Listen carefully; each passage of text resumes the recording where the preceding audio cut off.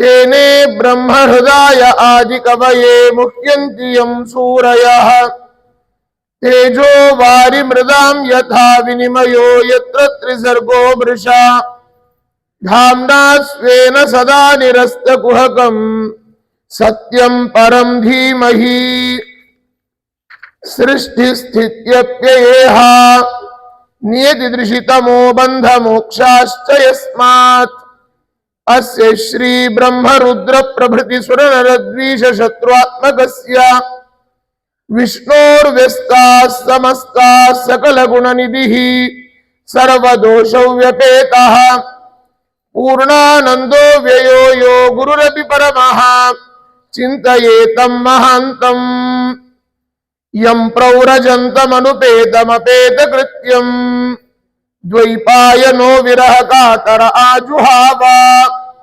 पुत्रेदि तन्मयतया तरवोऽपि नेदुः तं सर्वभूतहृदयं मुनिमानतोऽस्मि। स्वस्त्यस्तु सतां अशेष अखिल सन्मंगलानि भवन्तु। सम्यक् श्लोकैक श्रवण पठन मात्रेण वक्तुश्च श्रोतॄणां निखिल कलिकृत कल्मषापनोदन पटुतरे श्रीमद्भागवत महापुराणे द्वितीय स्कंदे अद्य कथानुवादे सति किंचित पूर्व कथानुवादः। हरिः ओम हरिः ओम हरिः ओम। ಹರಿವಾಯುಗುರುಗಳ ಚರಣಾರವಿಂದಗಳಲ್ಲಿ ಭಕ್ತಿಪೂರ್ವಕವಾದ ಶಿರಸಾಷ್ಟಾಂಗ ಪ್ರಣಾಮಾಂಜಲಿಗಳನ್ನ ಸಲ್ಲಿಸಿ ಹರಿವಾಯುಗುರುಗಳ ಪರಮಾನುಗ್ರಹದಿಂದ ಕ್ಷೇತ್ರ ಸ್ವಾಮಿಯಾದ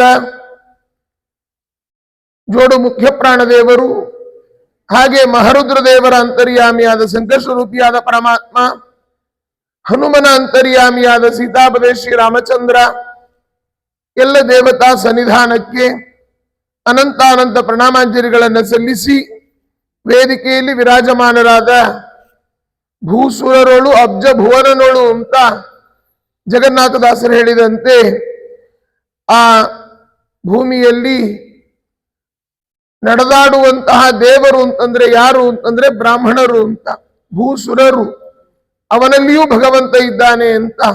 ಹಾಗೆ ಆಚಾರ್ಯ ದ್ವಯರ ಚರಣಗಳಿಗೆ ಅನಂತಾನಂತ ನಮನಗಳನ್ನು ಅರ್ಪಿಸಿ ಮೊದಲ ಸ್ಕಂದದಲ್ಲಿ ನಾವೆಲ್ಲ ಶ್ರವಣ ಮಾಡಿದ್ವಿ. ಇದುವರೆಗೆ ಪರೀಕ್ಷಿತ ಮಹಾರಾಜ ಶಾಪಗ್ರಸ್ತನಾಗಿದ್ದಾನೆ. ಪರೀಕ್ಷಿತ ಮಹಾರಾಜ ಮಾಡಬಾರದ ತಪ್ಪನ್ನ ಮಾಡಿ, ಯಾಕೆ ಅಂದ್ರೆ ಆ ಶುಕಾಚಾರ್ಯರ ಕೊರಳಿಗೆ ಸತ್ತ ಹಾವನ್ನ ಹಾಕಿದ. ನಾವಿವತ್ತು ಯಾರಿಗೇ ಒಂದು ಅವಮಾನ ಮಾಡಿದ್ರೂ ಕೂಡ ಅದು ಆ ವ್ಯಕ್ತಿಗೆ ಅಲ್ಲ, ಅವನ ಒಳಗಿರೋ ಶಕ್ತಿಗೆ ಅವಮಾನ ಮಾಡಿದ ಹಾಗೆ. ನಾಭೇರ್ ಅಧಸ್ತಾತ್ ಪಿತರಃ ನಾಭೇರ್ ಊರ್ಧ್ವಂತು ದೇವತಾಹ. ನಮ್ಮ ನಾಭಿಯಿಂದ ಕೆಳಗಡೆ ಪಿತೃದೇವತೆಗಳಿರ್ತಾರೆ. ನಾಭೇರ್ ಊರ್ಧ್ವಂತು ದೇವತಾಹ, ಅದಕ್ಕೆ ದೇಹದ ಇಲ್ಲಿಂದ ಈ ಭಾಗದ ತನಕ ದೇವಾನಾಂ ಸುವರ್ಣಂ. ನಾಭಿಯಿಂದ ಕೆಳಗಡೆ ಬೆಳ್ಳಿ ಉಡ್ದಾರ, ಬೆಳ್ಳಿ ಕಾಲುಂಗುರ, ಬೆಳ್ಳಿ ಕಾಲ್ಗೆಜ್ಜೆ, ಆ ಪಿತೃನಾಂ ರಜತಂ ಅಂತ. ಹೀಗಾಗಿ ನಾಭಿಯಿಂದ ಕೆಳಗಡೆ ಪಿತೃದೇವತೆಗಳಿರ್ತಾರೆ, ನಾಭಿಯಿಂದ ಮೇಲ್ಗಡೆ ದೇವತೆಗಳಿರ್ತಾರೆ. ಅವನು ಮಾಡಿದ ಅವಮಾನ ಕೇವಲ ಆ ಶುಕಾಚಾರ್ಯರಿಗೆ, ಅಲ್ಲಿದ್ದ ಶಮೀಕ ಋಷಿಗಳಿಗೆ ಮಾಡಿದ ಅವಮಾನ ಅಲ್ಲ, ಅವರ ಕೊರಳಲ್ಲಿದ್ದಂತಹ ಒಬ್ಬ ಬ್ರಾಹ್ಮಣನ ಒಳಗಡೆ 72,000 ಭಗವದ್ ರೂಪಗಳಿರ್ತದೆ ಅಂತ ನಾವೆಲ್ಲ ಶಾಸ್ತ್ರಗಳಲ್ಲಿ ನೋಡ್ತೇವೆ.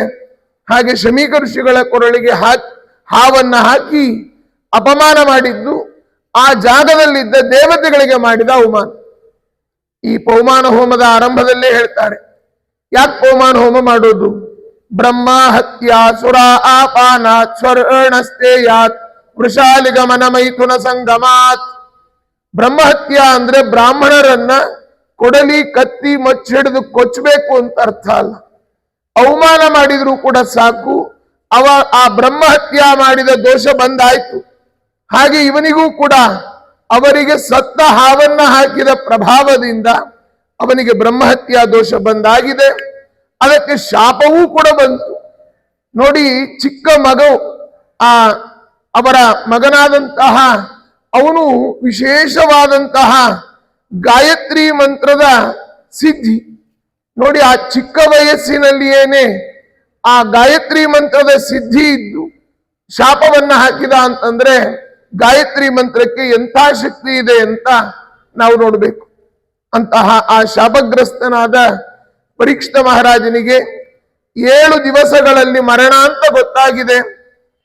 ಆ ಮರಣದ ವಾರ್ತೆ ವಿಚಾರ ಅವನಿಗೆ ಶಾಪ ಹೋಯ್ತು ಅಂತ ಶಮೀಕ ಋಷಿಗಳಿಗೂ ಗೊತ್ತಾಯ್ತು. ಅವರು ವಾವ್ ಭೇಷ್ ಅಂತ ಅನ್ಲಿಲ್ಲ, ಮಗನಿಗೆ ಬೈತಾ ಇದ್ದಾರೆ. ಯಾವತ್ತೂ ಕೂಡ ಒಬ್ಬ ರಾಜನಿಗೆ ಆಡಳಿತ ಆರೂಢನಾದ ರಾಜ ಇದ್ದಕ್ಕಿದ್ದ ಹಾಗೆ ಸತ್ತೋದ ಅಂತಾದ್ರೆ ಮುಂದಿನ ರಾಜ್ಯದ ಆಡಳಿತ ಅರಾಜಕತೆ ಬಂದ್ಬಿಡ್ತದೆ. ಹಾಗೆಲ್ಲ ಶಾಪ ಕೊಡಬಾರ್ದು ಅಂತ ಮಗನನ್ನ ತಿದ್ದಿ ಬೈದು ಬುದ್ಧಿ ಹೇಳ್ದ. ಇವತ್ತಿನವ್ರು ನಾವಾಗಿದ್ರೆ ಅಪ್ಪ ನಂಗೆ ಅವ್ರು ಬೈದ್ರು, ನಾನು ಅವ್ರಿಗೆ ಸರಿಯಾಗಿ ಬೈದೆ ಅಂತಂದ್ರೆ ಭೇಷ್ ಮಗನೇ ಹೀಗೆ ಮಾಡು ಅಂತ ನಾವು ಹೇಳ್ಕೊಡ್ತೀವಿ. ಮಕ್ಕಳಿಗೆ ಹಾಗೆ ಹೇಳ್ಕೊಡ್ಬಾರ್ದು. ದೊಡ್ಡವರ ಜೊತೆಯಲ್ಲಿ ನಮ್ಮ ಬಿಹೇವಿಯರ್ ಹೇಗಿರ್ಬೇಕು ಅಂತ ಅನ್ನೋದನ್ನ ಮಕ್ಕಳಿಗೆ ನಾವು ಕಲಿಸಿಕೊಡ್ಬೇಕು. ಆಗ ಯಾಕೆಂದ್ರೆ ಗಿಡವಾಗಿ ಬಗ್ಗದ್ದು ಮರವಾಗಿ ಬಗ್ಗೀತೆ ಅಂತ ನಾಡು ನುಡಿಯಂತೆ ಚಿಕ್ಕವರಿದ್ದಾಗ ಕೌಮಾರ ಆಚರೇತ್ ಪ್ರಾಜ್ಞ ಧರ್ಮಾನ್ ಭಾಗವತ್ ಅಂತ ಮುಂದೆ ಪ್ರಹ್ಲಾದರಾಜರು ಹೇಳ್ತಾರೆ. ಹಾಗೆ ಶಾಪ ಬಂದಿದೆ ಪರೀಕ್ಷಿತನಿಗೆ. ಆ 7 ದಿವಸ ಉಳಿದಿದೆ, ಏನ್ ಮಾಡಬೇಕು ಅಂತ ಭಾರೀ ಗೊಂದಲದಲ್ಲಿದ್ದ. ಬಂದ ಶುಕಾಚಾರ್ಯರನ್ನ ಯಾರೇ ಒಬ್ಬ ಅತಿಥಿಗಳು ಬರಲಿ, ಅವನ ಒಳಗಡೆ ಭಗವಂತನ ವಿಶೇಷ ವಿಭೂತಿ ರೂಪಗಳಿರ್ತದೆ. ಅದರಲ್ಲಿಯೂ ಶುಕಾಚಾರ್ಯರು ಬಂದಿದ್ದಾರೆ. ಅವರನ್ನ ಕರೆದು ತನ್ನ ಆಸನದಲ್ಲೇ ಕೂಡಿಸಿ ಅರ್ಘ್ಯ ಪಾದ್ಯಾದಿಗಳನ್ನ ಕೊಟ್ಟು ತನ್ನ ಆದ ಕಥನವನ್ನ ವಿನಮ್ರನಾಗಿ ಅವರಲ್ಲಿ ಕೇಳಿಕೊಂಡ. ಹೀಗೀಗಾಗಿದೆ ಸ್ವಾಮಿ, ಏನ್ ಮಾಡಬೇಕು ಅಂದಾಗ ಅಂತ್ಯಕಾಲ ಬಂದಾಗ ಏನ್ ಮಾಡಬೇಕು ಅದನ್ನ ತಿಳಿಸ್ರಿ ಅಂತಾರೆ. ಈಗೆಲ್ಲ ಕೊನೆ ಆಸೆ ನಿಮ್ದೇನು ಅಂತ ಜೈಲಲ್ಲಿ ಕೇಳಿದ್ರೆ ಜಾಮೂನ್ ತಿನ್ಬೇಕು, ಏನೋ ತಿನ್ಬೇಕು ಅಂತ ಆಸೆ ವ್ಯಕ್ತಪಡಿಸ್ತಾರೆ. ಆದ್ರೆ 7 ದಿವಸದ ಮರಣ ತೀರ್ಮಾನ ಆದಾಗ ಪರೀಕ್ಷಿತ ಮಹಾರಾಜ ಏನನ್ನ ಸಾಧನೆ ಮಾಡಿಕೊಳ್ಬಹುದು ಅಂತ ಭಾರಿ ಪ್ರಯತ್ನಕ್ಕೆ ಇಳಿದಿದ್ದಾನೆ. ಶುಕಾಚಾರ್ಯರನ್ನ ಕೇಳಿದ, ಅಂತ್ಯಕಾಲ ಬಂದಾಗ ಏನನ್ನು ಮಾಡಬೇಕು, ಯಾವ ರೂಪವನ್ನು ಚಿಂತನೆ ಮಾಡಬೇಕು, ಯಾವ ಸಾಧನೆಯನ್ನು ಮಾಡಬೇಕು, ಏನು ಮಾಡಿದ್ರೆ ಒಳ್ಳೇದಾಗ್ತದೆ ಎಲ್ಲವನ್ನು ನೀವು ಹೇಳಬೇಕು ಅಂತ ಪ್ರಾರ್ಥನೆ ಮಾಡಿದ್ದಾನೆ. ಅದಕ್ಕೆ ಶುಕಾಚಾರ್ಯರ ಉತ್ತರ ಆರಂಭವಾಗ್ತಾ ಇದೆ. ಪ್ರಶ್ನೆ 1ನೇ ಸ್ಕಂದದಲ್ಲೇ ಆಗಿದೆ, ಉತ್ತರ ಇಲ್ಲಿಂದ ಆರಂಭ. ಹರಿ ಓಂ ಶ್ರೀ ಶುಕೌವಾಚ ವರೀಯಾನೇಶತೆ ಪ್ರಶ್ನಃ ಕೃತೋ ಲೋಕಹಿತಂ ನೃಪ ಆತ್ಮವಿಸ್ಸಮ್ಮತ ಪುಂಸಾಂ ಶ್ರೋತವ್ಯಾದಿಷು ಯಪ್ಪರಃ. ಪರೀಕ್ಷಿತ ಒಳ್ಳೆ ಪ್ರಶ್ನೆಯನ್ನ ಕೇಳಿದ್ವಿ. ಈಗ ಪ್ರಶ್ನೆ ಕೇಳಬೇಕಾದ್ರೂ ಕೂಡ ಒಳ್ಳೆ ಪ್ರಶ್ನೆ ಕೇಳಬೇಕು. ಏನೇನೋ ಪ್ರಶ್ನೆ, ಸುಮ್ಮನೆ ಆಚಾರ ಬಂದಿದ್ದಾರೆ ಅಂತ ಪ್ರಶ್ನೆಗಳು ಕೇಳೋದಲ್ಲ. ಅಲ್ಲಿ ನಮ್ಮ ಗುರುಗಳು ಹೇಳ್ತಾ ಇದ್ರು, ಯಾವಾಗ ಭೀಮಸೇನ ಯಾರೋ ಒಬ್ಬ ಭಿಕ್ಷುಕ ಬಂದ, ಧರ್ಮರಾಜನ ಹತ್ತಿರ ಹೋಗಿ ನಾನು ಹೋಮ ಮಾಡ್ತಾ ಇದ್ದೇನೆ, ನನ್ನ ಮಗನ ಉಪನಯನ, ಏನಾದ್ರೂ ದಾನ ಧರ್ಮ ಮಾಡೋ ಧರ್ಮರಾಜ ಅಂತ. ಧರ್ಮರಾಜ ಅಂದ, ಈಗ ಸ್ವಲ್ಪ ತುಂಬಾ ಕಾರ್ಯಭಾರ, ನಾಳೆ ಮಾಡ್ತೀನಿ ಅಂತಂದ. ಕೂಡ್ಲೆ ಭೀಮಸೇನ ಹತ್ರ ಬಂದ, ಭೀಮ ನಮ್ಮ ಅಣ್ಣ ಕೊಡ್ಲಿಲ್ವಾ ದಾನ ಅಂತಂದ. ಇಲ್ಲ, ನಿಮ್ಮ ಅಣ್ಣ ನಾಳೆ ಕೊಡ್ತೀನಿ ಅಂತಂದ.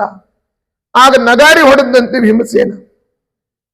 ಯಾಕೆ, ನಮ್ಮಣ್ಣ ನಾಳೆ ತನಕ ಇರ್ತೀನಿ ತನ್ನೋ ಗ್ಯಾರಂಟಿ ನಮ್ಮಣ್ಣನಿಗೆ ಇದೆಯಲ್ಲ ಅಂತ ಭಾರಿ ಖುಷಿ ಪಟ್ಟ.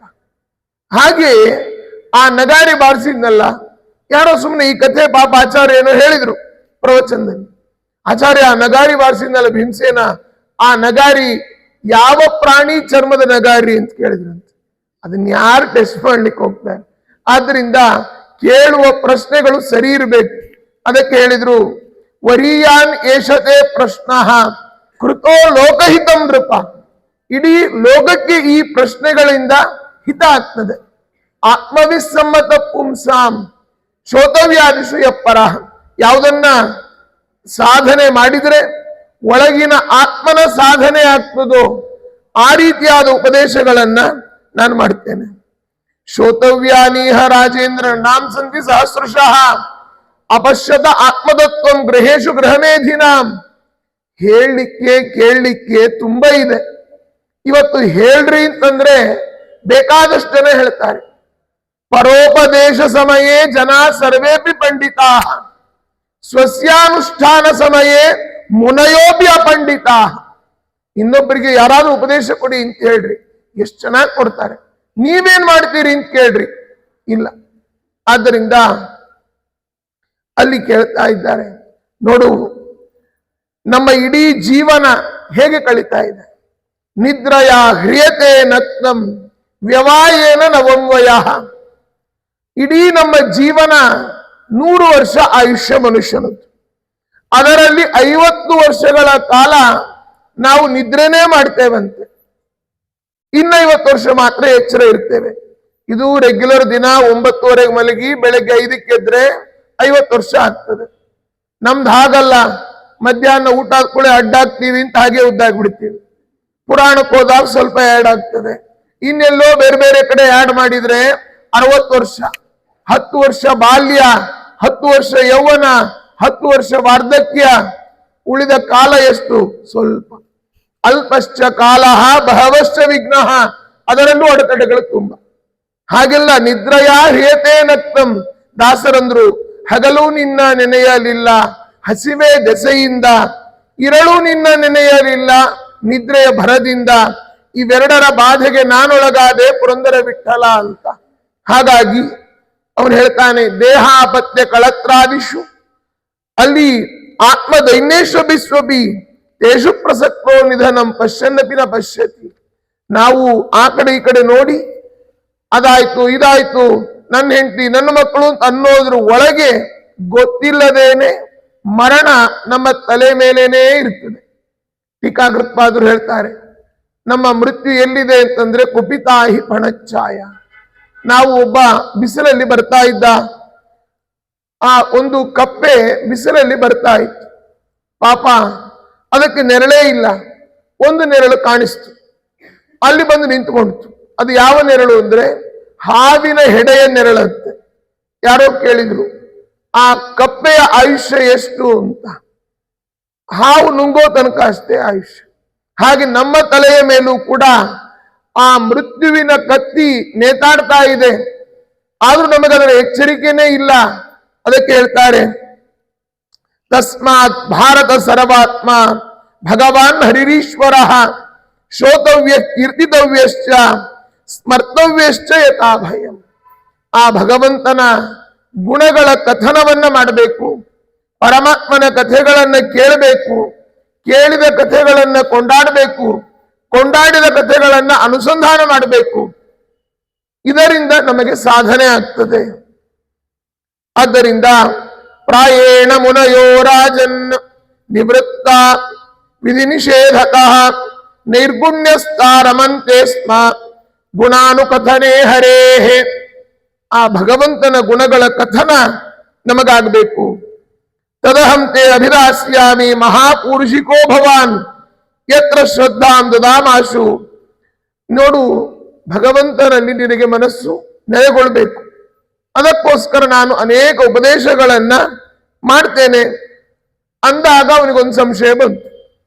ಅಲ್ಲ ಸ್ವಾಮಿ, ನನಗೆ ಇರೋದೇ 7 ದಿನ, 7 ದಿನದಲ್ಲಿ ಸಾಧನೆ ಮಾಡಬಹುದಾ ಅಂತ ಕೆಲವರು ಕೇಳ್ತಿರ್ತಾರೆ. ಹೋಮ ನಮ್ಮನೇಲಿದೆ, ಬನ್ನಿ ಆಚಾರ್ಯ, ಆಯ್ತು ಬರ್ತೀನಿ. ಅಲ್ಲ, ಟೋಟಲ್ ಹೋಮಕ್ಕೆ ಟೈಮ್ ಎಷ್ಟಾಗ್ತದೆ ಅಂತ ಅಂದ್ರೆ ಏನರ್ಥ? ಅಂದ್ರೆ ಅದರಲ್ಲಿ ಕೆಲವರು ತಿಂಡಿಗೆ ಟೈಮ್ ಯೂಸ್ ಮಾಡಬೇಕು, ಬಂದವರಿಗೆ ಡ್ರೆಸ್ಸಿಗೆ ಮೇಕಪ್ಗೆ ಎಲ್ಲ ಡಿವೈಡ್ ಮಾಡ್ಬೇಕು ಸಮಯ. ನಿಮ್ ಟೈಮ್ ಎಷ್ಟಾಗ್ತದೆ ಹೇಳ್ರಿ ಅಂತ. ಅಂದ್ರೆ ಭಗವಂತನ ಉಪಾಸನೆಗೆ, ಭಗವದ್ ಆರಾಧನೆಗೆ, ಭಗವಂತನ ಚಿಂತನೆಗೆ ಸಮಯದ ಲಿಮಿಟೇಷನ್ನೇ ಇಲ್ಲ. ಯಾವಾಗ ಆ ಭಗವಂತನಲ್ಲಿ ಮನಸ್ಸು ಸೇರಿಕೊಳ್ತದೋ, ಆಗ ಕನೆಕ್ಟ್ ಆಗ್ತದೋ ಆಗ್ಬಿಡ್ಬೇಕು. ಯಾವಾಗ ಅವನ ಇಚ್ಛೆ ಅದರಿಂದ ಬಿಡುಗಡೆ ಕೊಡ್ತಾನೋ ಆಗ ಬಿಡುಗಡೆ ಆಗ್ಬೇಕು. ಹಾಗೆ ಅವನಂದ 7 ದಿನದಲ್ಲಿ ಸಾಧನೆ ಮಾಡ್ಬೋದಾ ಅಂತ ಕೇಳ್ತಾನೆ. ಅದಕ್ಕೆ ಹೇಳಿದ್ರು, ಖಟ್ವಾಂಗೋ ನಾಮ ರಾಜರ್ಷಿ ಜ್ಞಾತ್ವೇಯತ್ತ ಮಹಾಯುಷ. ಖಟ್ವಾಂಗ ಅಂತ ಒಬ್ಬ ರಾಜಋಷಿ, ಅವನಿಗೆ ಮರಣ ಅಂತ ಗೊತ್ತಾದದ್ದೇ ಒಂದು ಮುಹೂರ್ತದ ಮೊದಲು. ಆಗಲೇ ಸಾಧನೆಯನ್ನ ಮಾಡಿ ಅವನು ಉತ್ತಮ ಗತಿಯನ್ನು ಹೊಂದಿದ. ನಿನಗೆ 7 ದಿನ ಇದೆ. ಯಮಕ್ಕೆ ನಿನ್ನ ಆರಾಧಿಪುದಕ್ಕೆ ಕಾಮಿಟೆಯನ್ನು ಗಿದ್ದು ಪ್ರೇಮಿಸಿ ಪ್ರತಿದಿನ ಈ ಮನಸ್ಸಿಗೆ ಸುಖ ಸ್ತೋಮವ ತೋರುತ್ತ ಪಾಮರಮತಿಯನ್ನು ನೀ ಮಾಡಿಪುದು ಅಂತ ಪವಮಾನದಲ್ಲಿ ಪ್ರಾರ್ಥನೆ ಮಾಡು. ಯಾಮದಲ್ಲಿ ಭಗವಂತ ಚಿಂತನೆ ನಿನಗೆ ಬರಲಿ ಅಂತ ಉಪದೇಶ ಮಾಡ್ತಾರೆ. ನಾವು ಅವನು ಕೇಳ್ತಾನೆ. ಹೇಳಿದ್ರು ಶುಕಾಚಾರ್ಯರು, ಅಂತಕಾಲೇದು ಪುರುಷ ಆಗತೇ ಗತ ಸಾಧ್ವತಃ ಚಿಂದ್ಯಾತ್ ಅಸಂಗಶಸ್ತ್ರೇಣ ಸ್ಪೃಹಾಂ ದೇಹೆ ಅನುಯೇಚತಂ. ಅಂತ್ಯಕಾಲ ಬಂದಾಗ ನಾನು ನನ್ನದು ಅಂತನ್ನುವ ಮಮಕಾರವನ್ನ ಬಿಡಬೇಕು. ನಾನು ಅಂತನ್ನೋದು ತುಂಬಾ, ಇವತ್ತು ನಾವು ಏನು ಮಾಡಿದ್ರು ಅದು ಹೋಗೋದೇ ಇಲ್ಲ. ನಂದು ನಾನು ಅಂತನ್ನೋದು ಎರಡು ಯಾವಾಗಲೂ ನಮ್ಮ ಜೊತೆ ಇರತಕ್ಕಂಥದ್ದು. ಅಪಕೀರ್ತಿಗಳೇನಾದ್ರೂ ಬಂದ್ರೆ ನಂದಲ್ಲ ಅಂತ ಹೇಳ್ತೇವೆ, ಕೀರ್ತಿ ಏನಾದ್ರೂ ಬಂದ್ರೆ ನಾನೇ ಮಾಡಿದ್ದು ಅಂತ ಹೇಳ್ತೇವೆ. ಅಂತಹ ಮೋಹದಿಂದ ಕೂಡಿದ ಒಂದು ಸ್ವಭಾವ ನಮ್ಮ ಮನುಷ್ಯರದ್ದು. ಅದಕ್ಕೆ ಹೇಳ್ತಾರೆ, ಚಿಂದ್ಯಾತ್ ಅಸಂಗ ಶಸ್ತ್ರೇಣ, ಎಲ್ಲರನ್ನೂ ಬಿಡ್ಬೇಕಂತೆ. ನಾವು ಬರುವಾಗ ಯಾರ್ದಾದ್ರೂ ಜೊತೆಯಿಂದ ಬಂದಿದ್ದೀವ? ಇಲ್ಲ. ದಾಸರಂದ್ರು, ಬತ್ತಲಿಂದ ಬರುತ್ತಲಿಹರು ಬತ್ತಲಿಂದ ಹೋಗುತ್ತಿಹರು, ಕತ್ತಲೆ ಕಾಲ ಕಳೆದು ಹೊತ್ತು ಕಳೆದರು, ಸತ್ತಲಿಲ್ಲ ಅತ್ತಲಿಲ್ಲ ಹೊತ್ತುಕೊಂಡು ಹೋಗುವರಲ್ಲಿ ಮತ್ತೆ ಮಣ್ಣು ಗೂಡಿದಂತೆ ಕಾಣೋ, ಏನೂ ಬರುವುದೋ ಸಂಗಡೇನೂ ಬರುವುದೋ, ದಾನ ಧರ್ಮ ಮಾಡಿ ಬಹುನಿ ದಾನಿ ಎನಿಸಿಕೊಳ್ಳೋ ಮನುಜ. ಆದ್ದರಿಂದ ಅಸಂಗ, ಯಾರ ಸಂಘಕ್ಕೂ ಹೋಗಬಾರ್ದು. ಇದನ್ನ 11ನೇ ಸ್ಕಂದದಲ್ಲಿ ಹೇಳ್ತಾರೆ. ಅಲ್ಲಿ ಒಬ್ಬ ಹುಡುಗಿ ಮನೆಗೆ ಅತಿಥಿಗಳು ಬಂದಿದ್ರು, ಮನೆಯಲ್ಲಿ ಅಕ್ಕಿ ಖಾಲಿಯಾಗಿತ್ತು, ಭತ್ತವನ್ನ ಒರಳಲ್ಲಿ ಹಾಕಿ ಕುಟ್ತಾ ಇದ್ಲು. 2 ಬಳೆ ಹಾಕೊಂಡಿದ್ಲು, ಅದು ಶಬ್ದ ಮಾಡ್ತು. ತುಂಬಾ ಬಳೆ ಹಾಕೊಂಡಿದ್ಲು, ಶಬ್ದ ಮಾಡ್ತು. ಆಗ ಎಲ್ಲ ತೆಗೆದು 2 ಬಳೆ ಇಟ್ಕೊಂಡ್ಲು, ಆಗ ಕುಟ್ಟಿದ್ಲು, ಅದು ಶಬ್ದ ಮಾಡ್ತು. ಒಂದೇ ಬಳೆ ಇಟ್ಕೊಂಡ್ಲು, ಆಗ ಶಬ್ದ ಮಾಡಲೇ ಇಲ್ಲ. ಅದರಿಂದ ಆ ಅವಧೂತ ಹೇಳ್ತಾನೆ, ಸಾಧನೆಯನ್ನ ಮಾಡಬೇಕಾದ್ರೆ ಒಬ್ಬರೇ ಇರಬೇಕು. ಈ ಗ್ರಹಣ ಶಾಂತಿ ಎಲ್ಲ ಆಗ್ಬೇಕಾದ್ರೆ ಎಲ್ರು ಒಟ್ಟಿಗೆ ಜಪಕ್ಕೆ ಕೂತಿರ್ತಾರೆ. ಆಗ ಇಬ್ಬರೇ ಕೂತ್ರೆ ಏನಂತಾರೆ, ಟೈಮ್ ಎಷ್ಟಾಯ್ತು ನೋಡು, ಗ್ರಹಣ ಯಾವಾಗ ಮುಗಿತದ ನೋಡು ಅಂತ. ಆಮೇಲೆ ನಿಂದೆಷ್ಟು ಜಪ ಆಯ್ತು, ನಂದೆಷ್ಟು ಜಪ ಆಯ್ತು ಅಂತ ಕೇಳ್ತಾರೆ. ಅದಕ್ಕೆ ಸಾಧನೆ ಮಾಡಬೇಕಾದ್ರೆ ಯಾರು ಜೊತೆಯಲ್ಲಿ ಇರಬಾರ್ದು. ಸಾಧನೆಗೆ ನಾವು ಒಬ್ಬರೇ ಇರಬೇಕು. ಅದನ್ನ ಒಂದೇ ಬಳೆ ಹಾಕೊಂಡ ಹುಡುಗಿಯಿಂದ ಕಲಿತೆ ಅಂತ ಹೇಳ್ತಾನೆ. ಹಾಗೆ ಅಂತ ಭಾಗವತ ಒಂದೇ ಬಳೆ ಹಾಕೊಳ್ರಿ ಅಂತ ಹೇಳ್ತಾ ಇಲ್ಲ. ಆ ಸಾಧನೆ ಮಾಡ್ಬೇಕಾದ್ರೆ ಒಬ್ಬರೇ ಇರಬೇಕು ಅನ್ನೋದ್ರಲ್ಲಿ ತಾತ್ಪರ್ಯ ಅಷ್ಟೆ. ಮುಂದೆ ಹೇಳ್ತಾ, ನಾವು ಪರೀಕ್ಷಿತ ರಾಜಕ್ಕೆ ಹೇಳಿದ, ಯಥಾ ಸಂಧಾರ್ಯತೆ ಬ್ರಹ್ಮನ್ ಧಾರಣಾ ಯತ್ರ ಸಮ್ಮತ ಯಾದೃಶೀವಾ ಹರೇದಾಶು ಪುರುಷಸ್ಯ ಮನೋಮಲಂ. ನಮ್ಮ ಮನಸ್ಸು ಆ ಭಗವಂತನಲ್ಲಿ ಕನೆಕ್ಟ್ ಆಗ್ಬೇಕಾದ್ರೆ ಏನ್ ಮಾಡ್ಬೇಕು? ನಾವು ಒಮ್ಮೆ ಕಣ್ಣು ಮುಚ್ಚಿದ ಕೂಡಲೇ ನಮಗೇನ್ ದೇವ್ರು ಕಾಣೋದಿಲ್ಲ, ಕತ್ತಲೇನೆ ಕಾಣೋದು. ಯಾರಿಗಾದ್ರೂ ಕಾಣ್ತದ? ಕಂಡವ್ರು ಯಾರು ಹೇಳೋದಿಲ್ಲ. ಕಾಣದೇ ಇರೋರೇ ಬಂದು ನಂಗೆ ದೇವ್ರು ಕಂಡ ಅಂತ ಹೇಳೋದು ಅಲ್ವಾ? ಯಾರೋ 6 ತಿಂಗಳು ಊರು ತುಂಬಾ ಸಾಲ ಮಾಡಿ 6 ವರ್ಷ ಬದರಿ ಕಡೆ ಹೋಗಿ ಗಡ್ಡ ಮೀಸೆ ಬಿಟ್ಕೊಂಡು ಬಂದು ನಂಗೆ ದೇವ್ರು ಕಂಡ ಅಂತಂದ್ರೆ ದೇವ್ರು ಕಾಣಿಸ್ತಾನ? ನೋಡಿ, 432,000 ಕೋಟಿ ವರ್ಷಗಳ ಕಾಲ ಭಗವಂತನ ಉದರದ ಒಳಗಡೆ ಇದ್ದ ಬ್ರಹ್ಮದೇವರು ತಪಸ್ಸನ್ನ ಮಾಡಿದ್ರು ಕೂಡ ಅವರಿಗೆ ಕಾಣ್ಲೇ ಇಲ್ಲ.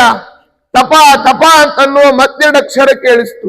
ಮತ್ತೆ 432,000 ಕೋಟಿ ವರ್ಷ ತಪಸ್ಸಾದ ಮೇಲೆ ಭಗವಂತನ ದರ್ಶನ ಆದದ್ದು ಬ್ರಹ್ಮದೇವರಿಗೆ. ಎಲ್ಲಿದ್ರು ಭಗವಂತನ ನಾಭಿ ಕಮಲದಲ್ಲೇ ಇದ್ದು ಆ ದೇವರ ದರ್ಶನ ಆಗಿಲ್ಲ. ಅಂತ ನಮ್ಮ ಈ ಮಣ್ಣಿನ ಕಣ್ಣಿಗೆ ಕಾಣ್ತಾನ ದೇವರು? ಇಲ್ಲ. ಆದ್ದರಿಂದ ಪ್ರಹ್ಲಾದರಾಜರು ಹೇಳ್ತಾರೆ, ಸ್ವರ್ಣಂ ಯಥಾಗ್ರಾವ ಸುಹೇಮಕಾರ. ಅಕ್ಸಾಲಿಗರು ಒಂದು ಬಂಗಾರದ ಅದಿರು ಸಿಕ್ಕಾಗ ಅದರಲ್ಲಿ ಇದಲ್ಲ, ಇದು ಬಂಗಾರ ಅಲ್ಲ, ಇದು ಅಲ್ಲ, ಇದು ಅಲ್ಲ ಅಂತ ನೇತಿ ನೇತಿತ್ಯುಪಾಸೀತ ಅಂತ ಉಪನಿಷತ್ ಹೇಳಿದಂತೆ ನಾವು ಆ ರೀತಿಯಾದ ಭಗವಂತನನ್ನ ಈಗ ಮಂತ್ರಾಲಯಕ್ಕೆ ಹೋದ್ವಿ, ಕೂಡಲೇ ರಾಯರು ಹೊರ ಕೊಟ್ಬಿಟ್ರು, ಕೆಲಸಕ್ಕೆ ಹೋಗಿತ್ತು, ಕೆಲಸ ಕೊಟ್ಬಿಟ್ರು. ರಾಯರೇ ಸರ್ವೋತ್ತಮ ಅಲ್ಲ, ರಾಯರಿಗೆ ಇಷ್ಟ ಇಲ್ಲ. ಸರಿ, ಇಲ್ಲೇ ಜೋಡು ಮುಖ್ಯ ಪ್ರಾಣನಿಗೆ ಬಂದು ಹರಕೆ ಮಾಡಿದ, ಕೆಲಸ ಆಗ್ಬಿಡ್ತು. ಹನುಮಂತನೇ ಸರ್ವೋತ್ತಮ ಅಲ್ಲ, ಹನುಮಂತ ಜೀವೋತ್ತಮ. ಏನೋ ಲಕ್ಷ್ಮಿ ವರಮಹಾಲಕ್ಷ್ಮಿ ಪೂಜೆ ಮಾಡಿದ್ರು, ಏನೋ ಮಹಾಲಕ್ಷ್ಮಿ ಪೂಜೆ ಆಯ್ತು, ಕೆಲಸ ಆಗ್ಬಿಡ್ತು. ಲಕ್ಷ್ಮಿನೇ ಸರ್ವೋತ್ತಮ ಅಲ್ಲ. ಇವರು ಯಾರೂ ಅಲ್ಲದೆ ಇರತಕ್ಕಂತಹ ಸರ್ವೋತ್ತಮನಾದ ಭಗವಂತ ಬೇರೆ ಇದ್ದಾನೆ, ಅವನು ಸರ್ವೋತ್ತಮ ಅಂತ ಉಪಾಸನೆ ಮಾಡುವುದೇ ಸಾಧನೆ. ಅದನ್ನು ಹೇಳ್ತಾರೆ. ಹಾಗಾದ್ರೆ ಆ ಮನಸ್ಸು, ಭಗವಂತನಲ್ಲಿ ಮನಸ್ಸು ನೆಲೆಗೊಳ್ಬೇಕಾದ್ರೆ ಏನ್ ಮಾಡಬೇಕು ಅಂತಂದ್ರು. ಈಗ ಅನೇಕರು ಕೇಳ್ತಿರ್ತಾರೆ, ನಾವು ಎಷ್ಟು ಸಂಧ್ಯಾ ವಂದನೆ ಕೂತ್ರು ಕೂಡ ಕಣ್ಣು ಮುಚ್ಚಿದ ಕೂಡಲೇ ನಮ್ಮ ಮನಸ್ಸು ಇಡೀ ಮಾರ್ಕೆಟ್ ಸುತ್ತಾಡ್ಕೊಂಡ್ ಬರ್ತದೆ, ಏನ್ ಮಾಡ್ಲಿ ಅಂತ ಕೇಳ್ತಾರೆ. ಅದಕ್ಕೆ ಹೇಳಿದ್ರು ಶುಕಾಚಾರ್ಯ ಏನಂತ, ಜಿತಾಸನೋ ಜಿತಶ್ವಾಸ ಜಿತಸಂಗೋ ಜಿತೇಂದ್ರಿಯ ಸ್ಥೂಲೇ ಭಗವತೋ ರೂಪೇ ಮನಸ್ಸಂಧಾರಯೇ ಧಿಯಾಂ. ಜಿತಾಸನ, ಮೊದಲಿಗೆ ಕೂಡ್ಲಿಕ್ಕೆ ಕಲಿಬೇಕಂತೆ. ಹಿಂದಿನವ್ರು ಹೇಳ್ತಿದ್ರು ಸುಮ್ಮನೆ ಕೂಡು ಅಂತ. ಕೂಡು ಅಂತಂದ್ರೆ ಏನು? ಇವತ್ತು ನಮಗೆ ಕೂಡ್ಲಿಕ್ಕೆ ಬರ್ತಾ ಇಲ್ಲ. ಯಾಕೆಂದ್ರೆ ಎರಡು ನೋವು ಎಲ್ರಿಗೂ ಕಾಮನ್, ಒಂದು ಮಂಡೆ ನೋವು, ಮಂಡಿ ನೋವು ಎಲ್ರಿಗೂ ಇದೆ ಅಲ್ವಾ? ಆದ್ರಿಂದ ಇನ್ಕ್ಲೂಡಿಂಗ್ ಮೀ, ಆಯ್ತಾ? ಆದ್ರಿಂದ ಎಲ್ರಿಗೂ ಕೂಡ ನೋವುಗಳು ಇದ್ದದ್ದೇ. ಹೀಗಾಗಿ ಜಿತಾಸನ ಜಿತಶ್ವಾಸ. ಇವತ್ತು ಯಾರಿಗಾದ್ರೂ ಆ ಪ್ರಾಣಾಯಾಮದ ಸರಿಯಾದ ಪದ್ಧತಿ ಗೊತ್ತಿಲ್ಲ, ಹಂಸಸ್ಸೋ ಹಂಸಃ ಅಂತ ಆ ಕಲುಷಿತವಾದ ಉಸಿರನ್ನು ಹೊರಗೆ ಬಿಡೋದು, ಶುದ್ಧವಾದ ಗಾಳಿಯನ್ನು ಒಳಗೆ ತಗೊಳ್ಳೋದು, ಅದನ್ನ ರೇಚಕ, ಪೂರಕ, ಕುಂಭಕ ಅದರಲ್ಲಿ ನಿಲ್ಲಿಸಲಿಕ್ಕೆ ಯಾರಿಗೆ ಗೊತ್ತಿದೆ? ಹೇಗೇಗೋ ಪ್ರಾಣಾಯಾಮ ಮೂಗಿಡ್ಕೊಳ್ಳೋದು ಅಂತಾರಷ್ಟೇ. ಬರೀ ಮೂಗಿಡ್ಕೊಂಡ್ರೆ ಪ್ರಾಣಾಯಾಮ ಆಗ್ಲಿಲ್ಲ, ಪ್ರಾಣದ ಆಯಾಮ ಅಲ್ಲಿ ಆಗ್ಬೇಕು. ಪ್ರಾಣಸ್ಥೆ ಶೋಧನಂ ಕುರಿಯಾತ್ ಅಂತ ಹೇಳ್ತಾರೆ. ಹಾಗಿದ್ದಾಗ ಜಿತಸಂಗೋ ಜಿತೇಂದ್ರಿಯ, ಇಂದ್ರಿಯ ನಿಗ್ರಹ ಉಳ್ಳವರಾಗಬೇಕು. ಜಿತಸಂಗ, ಎಲ್ಲರನ್ನೂ ಬಿಡಬೇಕು, ಯಾರ ಸಂಘವೂ ಬೇಡ. ಸಂಘವಾಗಲಿ ಸಾಧು ಸಂಘವಾಗಲಿ, ಲಿಂಗ ದೇಹದಿಂದ ಈ ದೇಹ ಭಂಗವಾಗಲಿ. ಸಜ್ಜನರ ಸಂಘ ಎಂದಿಗಾಹುದೋ, ನಮಗೆ ದುರ್ಜನರ ಸಂಘದಿಂದ ಬಿಡುಗಡೆ ಆಗಿ ಸಜ್ಜನರ ಸಂಘ ಆಗಬೇಕು ಅಂತ ಹೇಳ್ತಾರೆ. ವಿಶೇಷಸ್ತಸ್ಯ ದೇಹೋಯಂ ಸ್ತವಿಷ್ಟಸ್ಯ ಸವೀಯಸಾಂ ಯತ್ರೇದಂ ದೃಶ್ಯತೆ ವಿಶ್ವಂ ಭೂತಂ ಭವ್ಯಂ ಭವಚ್ಚಯತ್. ಹಾಗಾದ್ರೆ ಭಗವಂತ ಹೇಗಿದ್ದಾನೆ? ಇವತ್ತು ದೇವ್ರು ಹೇಗಿದ್ದಾನೆ ಹೇಳಿ? ಯಾರಿಗೂ ಗೊತ್ತಿಲ್ಲ. ಇಕೋ ಹಾಂಗಿಹಾನೆ ಅಕೋ ಹಿಂಗಿಹಾನೆ ಪರಬ್ರಹ್ಮ ನಾರಾಯಣ ಹ್ಯಾಂಗಿಹಾನೆಂದರೆ ಶುಕಾಚಾರ್ಯ ಹೇಳ್ತಾರೆ, ಆ ಪರಮಾತ್ಮ 14 ಲೋಕಗಳ ತುಂಬ ಪರಮಾತ್ಮ ಇದ್ದಾನೆ, ಅದನ್ನ ಆವರಿಸಿಕೊಂಡು. ಪಾತಾಳಮೇತಸ್ಯ ಹಿ ಪಾದ ಮೂಲಂ ಪಠಂತಿ ಪಾರ್ಷ್ಣಿ ಪ್ರಭದೇರ ಸಾತಲಂ ತಲಾತಲಂ ವೈ ಪುರುಷಸ್ಯ ಜಂಘೆ. ಆ ಭಗವಂತನ ಪಾದದ ಮೂಲ ಪಾತಾಳ ಲೋಕ. ಒಟ್ಟು ಲೋಕಗಳು 14, ಭೂಲೋಕ, ಭುವರ್ಲೋಕ, ಸ್ವರ್ಲೋಕ, ಮಹರ್ಲೋಕ, ದ್ವಿಲೋಕ, ಸತ್ಯಲೋಕ, ಜನೋಲೋಕ, ತಪೋಲೋಕ ಅಂತ ಕೆಳಗಡೆ. ಆಮೇಲೆ ಭೂಲೋಕ, ಅಲ್ಲಿ ಶ್ವೇತದ್ವೀಪ, ಅನಂತಾಸನ, ವೈಕುಂಠ. ಕೆಳಗಡೆ ಅತಲ, ವಿತಲ, ಸುತಲ, ಪಾತಾಳ, ರಸಾತಲ, ತಲಾತಲ, ಮಹಾತಲ. 14 ಲೋಕಗಳು. ಅದನ್ನೇ ವಿಜಯದಾಸರಂದ್ರು, 14 ಲೋಕಗಳ ನಾಳುವ ತಂದೆಗೆ ಮುದದಿಂದ ನಾನೊಬ್ಬ ಭಾರನಾದೇನೆ ಅಂತ. 14 ಲೋಕಗಳನ್ನ ಆವರಿಸಿಕೊಂಡು ಪ್ರತಿಯೊಂದು ಲೋಕಗಳು ಕೂಡ ಭಗವಂತನ ದೇಹದ ಒಂದೊಂದು ಪಾರ್ಟ್ಗಳು. ಪಾತಾಳಮೇತಸ್ಯ ಹಿ ಪಾದಮೂಲಂ ಪಠಂತಿ ಪಾರ್ಷ್ಣಿ ಪ್ರಪದೇ ರಸಾತಲಂ ತಲಾತಲಂ ವೈ ಪುರುಷಸ್ಯ ಜಂಘೆ. ಹೀಗೆ ಎಲ್ಲ ಲೋಕಗಳಲ್ಲಿಯೂ ಕೂಡ ಪರಮಾತ್ಮ ಇದ್ದಾನೆ. ಅದನ್ನೇ ಏನಂದ್ರು? ವಿರಾಟ್ ರೂಪ ಅಂತಂದ್ರು. ವಿಜಯದಾಸರು ವಿರಾಟ್ ರೂಪವ ಧ್ಯಾನವ ಮಾಡೋ ಅಂತ ವಿರಾಟ್ ರೂಪ ಧ್ಯಾನ ಸುಳಾದಿಯಲ್ಲಿ ತಿಳಿಸ್ತಾರೆ. ಅಂತಹ ಭಗವಂತನ ಯಾವ್ಯಾವ ಲೋಕಗಳು ಯಾವ್ಯಾವ ಆ ಭಾಗದಲ್ಲಿ ಇದೆ ಅಂತ ತಿಳಿಸ್ತಾರೆ. ಅದಕ್ಕೆ ಅವನನ್ನ ವಿಶ್ವಂಭರ ಅಂತ, ವಿಶ್ವಂ ಬಿಭರ್ತೀತಿ ವಿಶ್ವಂಭರ, ಎಲ್ಲವೂ ಅವನ ಹೊಟ್ಟೆಯ ಒಳಗಡೆ ಇದೆ. ಅಂತಹ ಆ ಭಗವಂತನನ್ನ ನಾವು ಚಿಂತನೆ ಮಾಡಬೇಕು ಅಂತ ಹೇಳ್ತಾರೆ. ಅದೇ ರೀತಿ ಮುಂದೆ ಹೇಳ್ತಾ, ಮೊದಲಿಗೆ ಪರೀಕ್ಷಿತ ಮಹಾರಾಜನಿಗೆ ವೈರಾಗ್ಯ ಹುಟ್ಟಬೇಕು, ಮನುಷ್ಯನಿಗೆ ವೈರಾಗ್ಯ ಬರಬೇಕು. ಇವತ್ತು ನಮಗೆ ವಾಸ್ತವಿಕವಾಗಿ ವಿಷಯ ಪದಾರ್ಥಗಳಲ್ಲಿ ವೈರಾಗ್ಯ, ಆಮೇಲೆ ಭಗವಂತನಲ್ಲಿ ಭಕ್ತಿ ಎರಡೂ ಬರಬೇಕು. ಇವತ್ತು ನಮಗೇನಾಗಿದೆ, ಭಗವಂತನಲ್ಲಿ ವೈರಾಗ್ಯ, ವಿಷಯ ಪದಾರ್ಥಗಳಲ್ಲಿ ಭಕ್ತಿ ಅದು ಜಾಸ್ತಿ ಆಗಿದೆ ಅಲ್ವಾ. ಅದಕ್ಕೆ ಹೇಳಿದ್ರು ನಮ್ಮ ವೈರಾಗ್ಯವನ್ನ ಹೇಗೆ ನಾವು ರೂಢಿಸಿಕೊಳ್ಬೇಕು.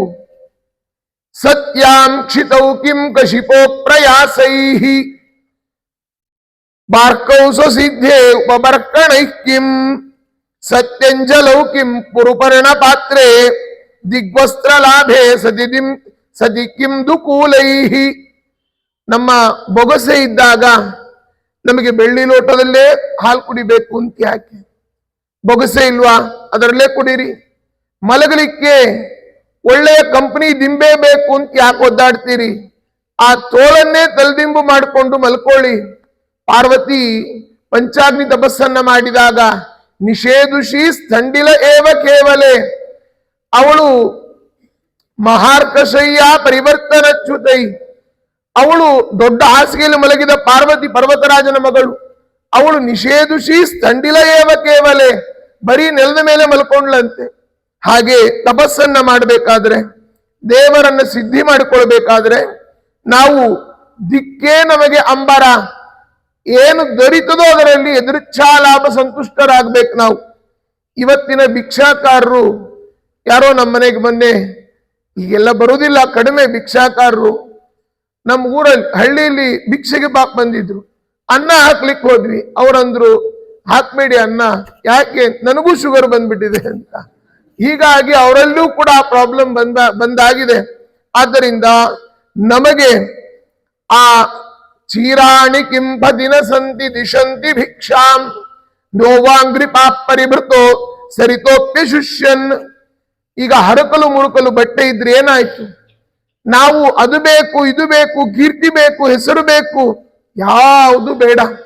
ಭಗವಂತ ನಮ್ಮನ್ನ ಗುರುತಿಸಲೇಬೇಕು ಅಂತಿದ್ರೆ, ಮೊನ್ನೆ ಲೌಕಿಕ ಉದಾಹರಣೆ ಕೊಡೋದು ಅಂದ್ರೆ, ಒಬ್ಬ ವೇದ ಘನಪಾಠವನ್ನ ಒಂದು ಕೋಣೆಯಲ್ಲಿ ಪಠನ ಮಾಡಿದ ಹುಡುಗನನ್ನ ಪ್ರಧಾನಮಂತ್ರಿಗಳು ಗುರುತಿಸ್ತಾರೆ ಅಂತಂದ್ರೆ ಲೆಕ್ಕ ಹಾಕಿ ಅಲ್ವಾ.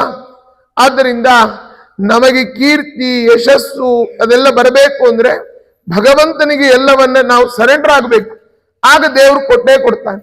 ನಮ್ಮ ಗುರುಗಳೊಂದು ಕತೆ ಹೇಳ್ತಾ ಇರ್ತಾರೆ. ಒಬ್ಬ ಊರಿನ ಆಚಾರ ಭಾರಿ ಭಾಗವತ ಓದ್ತಾ ಇದ್ದ. ಅವನು ರಾಜ ಹೊಸದಾಗಿ ಆಯ್ಕೆಯಾಗಿ ಬಂದ.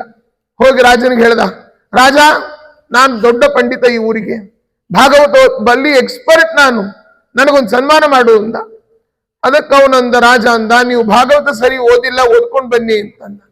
10 ಸರಿ ಓದ್ನಂತ ಅವನು ವಾಪಸ್, 11ನೇ ಸರಿ ಅವನೇ ಬರಲೇ ಇಲ್ಲ. ಆಗ ಯಾಕೆ ಬರಲಿಲ್ಲ? ರಾಜ ಕಾಡಿಸ್ತಾ ಅಂತ ಬರಲಿಲ್ಲ ಅಂತ ಅರ್ಥ ಅಲ್ಲ, ಮತ್ತೇನು? ಅವನು ಈ ಶ್ಲೋಕ ಬಿಟ್ಟು ಪಾರಾಯಣ ಮಾಡ್ತಾ ಇದ್ದಂತೆ. ಚೀರಾಣಿ ಕಿಂಪ ದಿನ ಸಂತಿ ದಿಶಂತಿ ಭಿಕ್ಷಾಂ. ಈ ಶ್ಲೋಕ ಅವನಿಗೆ ಪ್ರತಿ ಸರಿ ಸ್ಕಿಪ್ ಆಗ್ತಾ ಇತ್ತು. ಆ ಓದಿದಾಗ ಅವನಿಗೆ ಗೊತ್ತಾಯ್ತು, ಕಸ್ಮಾತ್ ಭಜಂತಿ ಕವಯೋ ಧನ ದುರ್ಮದಾಂಧಾತ್ ಅನ್ನುವ ಈ ಶ್ಲೋಕ, ರಾಜ ನಾನು ಇದನ್ನು ಓದಿದೆ, ನನಗೆ ಈ ಸನ್ಮಾನ ಮಾನ ಇದೆಲ್ಲ ಯಾಕೆ ಬೇಕು ಅಂತ ನನಗೇ ಒಳಗಡೆ ಮನವರಿಕೆ ಆಯ್ತು, ಅದಕ್ಕೆ ನಾನು ಬರಲಿಲ್ಲ ಅಂದ. ಆಗಲೂ ಕೇಳ್ತಾನ ಆ ಬ್ರಾಹ್ಮಣ, ನೀನ್ ಯಾಕೆ ನನ್ನ 10 ಸರಿ ಕಳಿಸಿದಿ ವಾಪಸ್ ಅಂತ. ಇಲ್ಲ, ನೀನು ಈ ಶ್ಲೋಕ ಓದಿಲ್ಲ ನನಗೆ ಗೊತ್ತಾಗಿತ್ತು, ಅದಕ್ಕೆ ಕಳಿಸಿದ್ದೆ ಅಂದ. ಆಗ ಅವನಂತಾನೆ, ಹಾಗಾದ್ರೆ ಇದು ನಿನಗೇ ಗೊತ್ತಾಯ್ತು ಅಂತ. ಇಲ್ಲ, ನಾನು ಭಾಗವತ ಓದಬೇಕು ಅಂತ ತೆಗೆದಾಗ ಮೊದಲು ಸಿಕ್ಕ ಶ್ಲೋಕವೇ ಇದು ಅಂತಂದ ಅವನು. ಹೀಗಾಗಿ ಇವತ್ತು ನಾವು ಯಾರೋ ಓದಿಲ್ಲ ಅಂತ ಅನ್ಕೊಂಡು ನಾವು ನಮಗೇ ಬಂದದ್ದನ್ನ ನಾವು ಅವರ ಮೇಲೆ ಹೇರ್ತೇವೆ ಅಂದ್ರೆ ಇಲ್ಲ. ಜಗತ್ತು ಇವತ್ತು ಎಲ್ಲವನ್ನ ಓದ್ತಾ ಇದೆ, ಎಲ್ಲವೂ ಜಗತ್ತಿಗೆ ಗೊತ್ತಿದೆ. ಆದ್ದರಿಂದ ಯದ್ಯಜ ಆಚರತಿ ಶ್ರೇಷ್ಠ ತತ್ತದೇವ ಇತರೋ ಜನಾ. ನಾವು ಮೊದಲು ಮಾಡಬೇಕು, ನಮ್ಮನ್ನು ನೋಡಿ ಯಾರಾದ್ರೂ ಮಾಡಿದ್ರೆ ಮಾಡ್ಲಿ. ಆದ್ದರಿಂದ ಅದನ್ನು ಹೇಳ್ತಾರೆ. ಹಾಗೆ ಉಪದೇಶ ಮಾಡ್ತಾ, ಭಗವಂತನ ರೂಪ ಹೇಗಿದೆ ಅಂದ್ರೆ ಬಹಳ ಸುಂದರವಾದ ಪರಮಾತ್ಮನ ರೂಪ. ಪ್ರಸನ್ನ ವಕ್ರಂ ನಲಿನಾಯತೆ ಕ್ಷಣಂ ಕದಂಬ ಕಿಂಜಲ್ ಕಪಿಶಂಗವಾಸಸಂ ಲಸನ್ ಮಹಾರತ್ನ ಹಿರಣ್ಮಯಾಂಗದಂ ಸ್ಫುರನ್ ಮಹಾರತ್ನ ಕಿರೀಟ ಕುಂಡಲಂ. ನಗುಮುಖದ ಪರಮಾತ್ಮನ ರೂಪ. ನಾವು ದೇವರನ್ನ ಒಳ್ಳೆಯ ನಗುಮುಖದ ರೂಪವನ್ನ ಚಿಂತನೆ ಮಾಡಬೇಕು. ಧ್ಯಾಯೇ ಧರಿರ್ಮಣಿ ನಿಭಂ ಜಗದೇಕ ವಂದ್ಯಂ ಸೌಂದರ್ಯ ಸಾರಮರಿಶಂಕವರಾಭಯಾನಿ ದೋರ್ಬಿರ್ದಧಾನಮಜಿತಂ ಸರಸಂಚ ಭೈಷ್ಮಿ ಸತ್ಯ ಸಮೇತಮಖಿಲ ಪ್ರದಂ ಇಂದಿರೇಶಂ. ಈ ರೂಪದ ಚಿಂತನೆ ಮಾಡಿದ್ರೆ ನಮಗೂ ಕೂಡ ಒಳ್ಳೆಯ ನಗುವನ್ನ ಕೊಡ್ತಾನೆ. ಆದ್ದರಿಂದ ಅಂತಹ ನಗುಮುಖದ ಭಗವಂತನ ಉಪಾಸನೆ ಮತ್ತೆ ಮತ್ತೆ ಮಾಡ್ತಾ ಇರಬೇಕು. ನಾವು ಒಮ್ಮೆ ಮಾಡಿದ್ವಿ ಮುಗೀತು ಇಲ್ಲ. ಓಂ ಓಂ ಆವೃತ್ತಿ ರಸಗೃತ ಉಪದೇಶ ಓಂ ಅಂತ ಹೇಳಿದಂತೆ ಮತ್ತೆ ಮತ್ತೆ ಆವೃತ್ತಿಯನ್ನ ಪರಮಾತ್ಮನ ಉಪಾಸನೆಯನ್ನ ಮಾಡಿದ್ರೆ ನಮಗೆ ನಚ ಪುನರಾವರ್ತತೆ ನಚ ಪುನರಾವರ್ತತೆ, ಈ ಲೋಕಕ್ಕೆ ಮತ್ತೆ ಬರುವ ಗೊಡವೇ ಇರೋದಿಲ್ಲ. ಆದ್ದರಿಂದ ಭಗವದ್ ಉಪಾಸನೆಯನ್ನ ಮಾಡಬೇಕು ಅಂತ ಪರಮಾತ್ಮನ ರೂಪವನ್ನ, ಅವನಿಗೆ ವೈರಾಗ್ಯದ ಉಪದೇಶವನ್ನ, ಅವನಿಗೆ ಧ್ಯಾನದ ಮಜಲುಗಳನ್ನ ಎಲ್ಲವನ್ನೂ ಕೂಡ ಇಲ್ಲಿ ಪರೀಕ್ಷಿತ ರಾಜನಿಗೆ ಶುಕಾಚಾರ್ಯರು ಉಪದೇಶ ಮಾಡ್ತಾ ಇದ್ದಾರೆ. ಅದಾದ ಮೇಲೆ ಇಂದ್ರಿಯಗಳು ಏನೇನು ಮಾಡಬೇಕು, ನಮ್ಮ ಇಡೀ ಇಂದ್ರಿಯಗಳು ಕರ್ತವ್ಯ ಏನೇನು ಅದನ್ನು ಹೇಳ್ತಾರೆ. ನಮ್ಮ ಆಯುರ್ಹರತಿ ವೈಪುಂಸಾಂ ಉದ್ಯನ್ನಸ್ತಂಚಯನ್ನಸೌ ತಸ್ಯರ್ಥೇ ಯಕ್ಷಣೋ ನೀತ ಉತ್ತಮ ಶ್ಲೋಕ ವಾರ್ತಯ. ಗರುಡ ಪುರಾಣ ಹೇಳ್ತಾ ಇದೆ, ಒಂದು ದೊಡ್ಡ ಬಿಂದಿಗೆಯ ತುಂಬ ನೀರಿದೆ, ಅದರ ಕೆಳಗಡೆ ಚಿಕ್ಕ ತೂತಾಗಿದೆ. ಆ ನೀರು ಹೋಗ್ತಾ ಇದೆ, ಮೇಲ್ಗಡೆ ನೋಡಿದಾಗ ಬಿಂದಿಗೆ ತುಂಬಿದ ಹಾಗೇನೆ ಕಾಣಿಸ್ತಾ ಇರ್ತದೆ, ಕೆಳಗಡೆ ನೀರು ಹೋಗ್ತಾ ಇರ್ತದೆ. ಒಂದು ತೂತಿದ್ದ ಬಿಂದಿಗೆ ನೀರು ಖಾಲಿ ಆಗೇ ಆಗ್ತದೆ ಒಂದಿಲ್ಲ ಒಂದಿನ. ಹಾಗೆ ನಮ್ಮ ಈ ದೇಹವು ಕೂಡ 9 ಛಿದ್ರಗಳು ಅಂಬಿಗ, ಯಾರಿಂದಲಾಗದೋ ಅಂಬಿಗ, ಇದ ನಿವಾರಿಸಿ ದಾಟಿಸೋ ಅಂಬಿಗ. ನಮ್ಮ ದೇಹಕ್ಕೆ 9 ಛಿದ್ರಗಳಿದ್ದಾವೆ.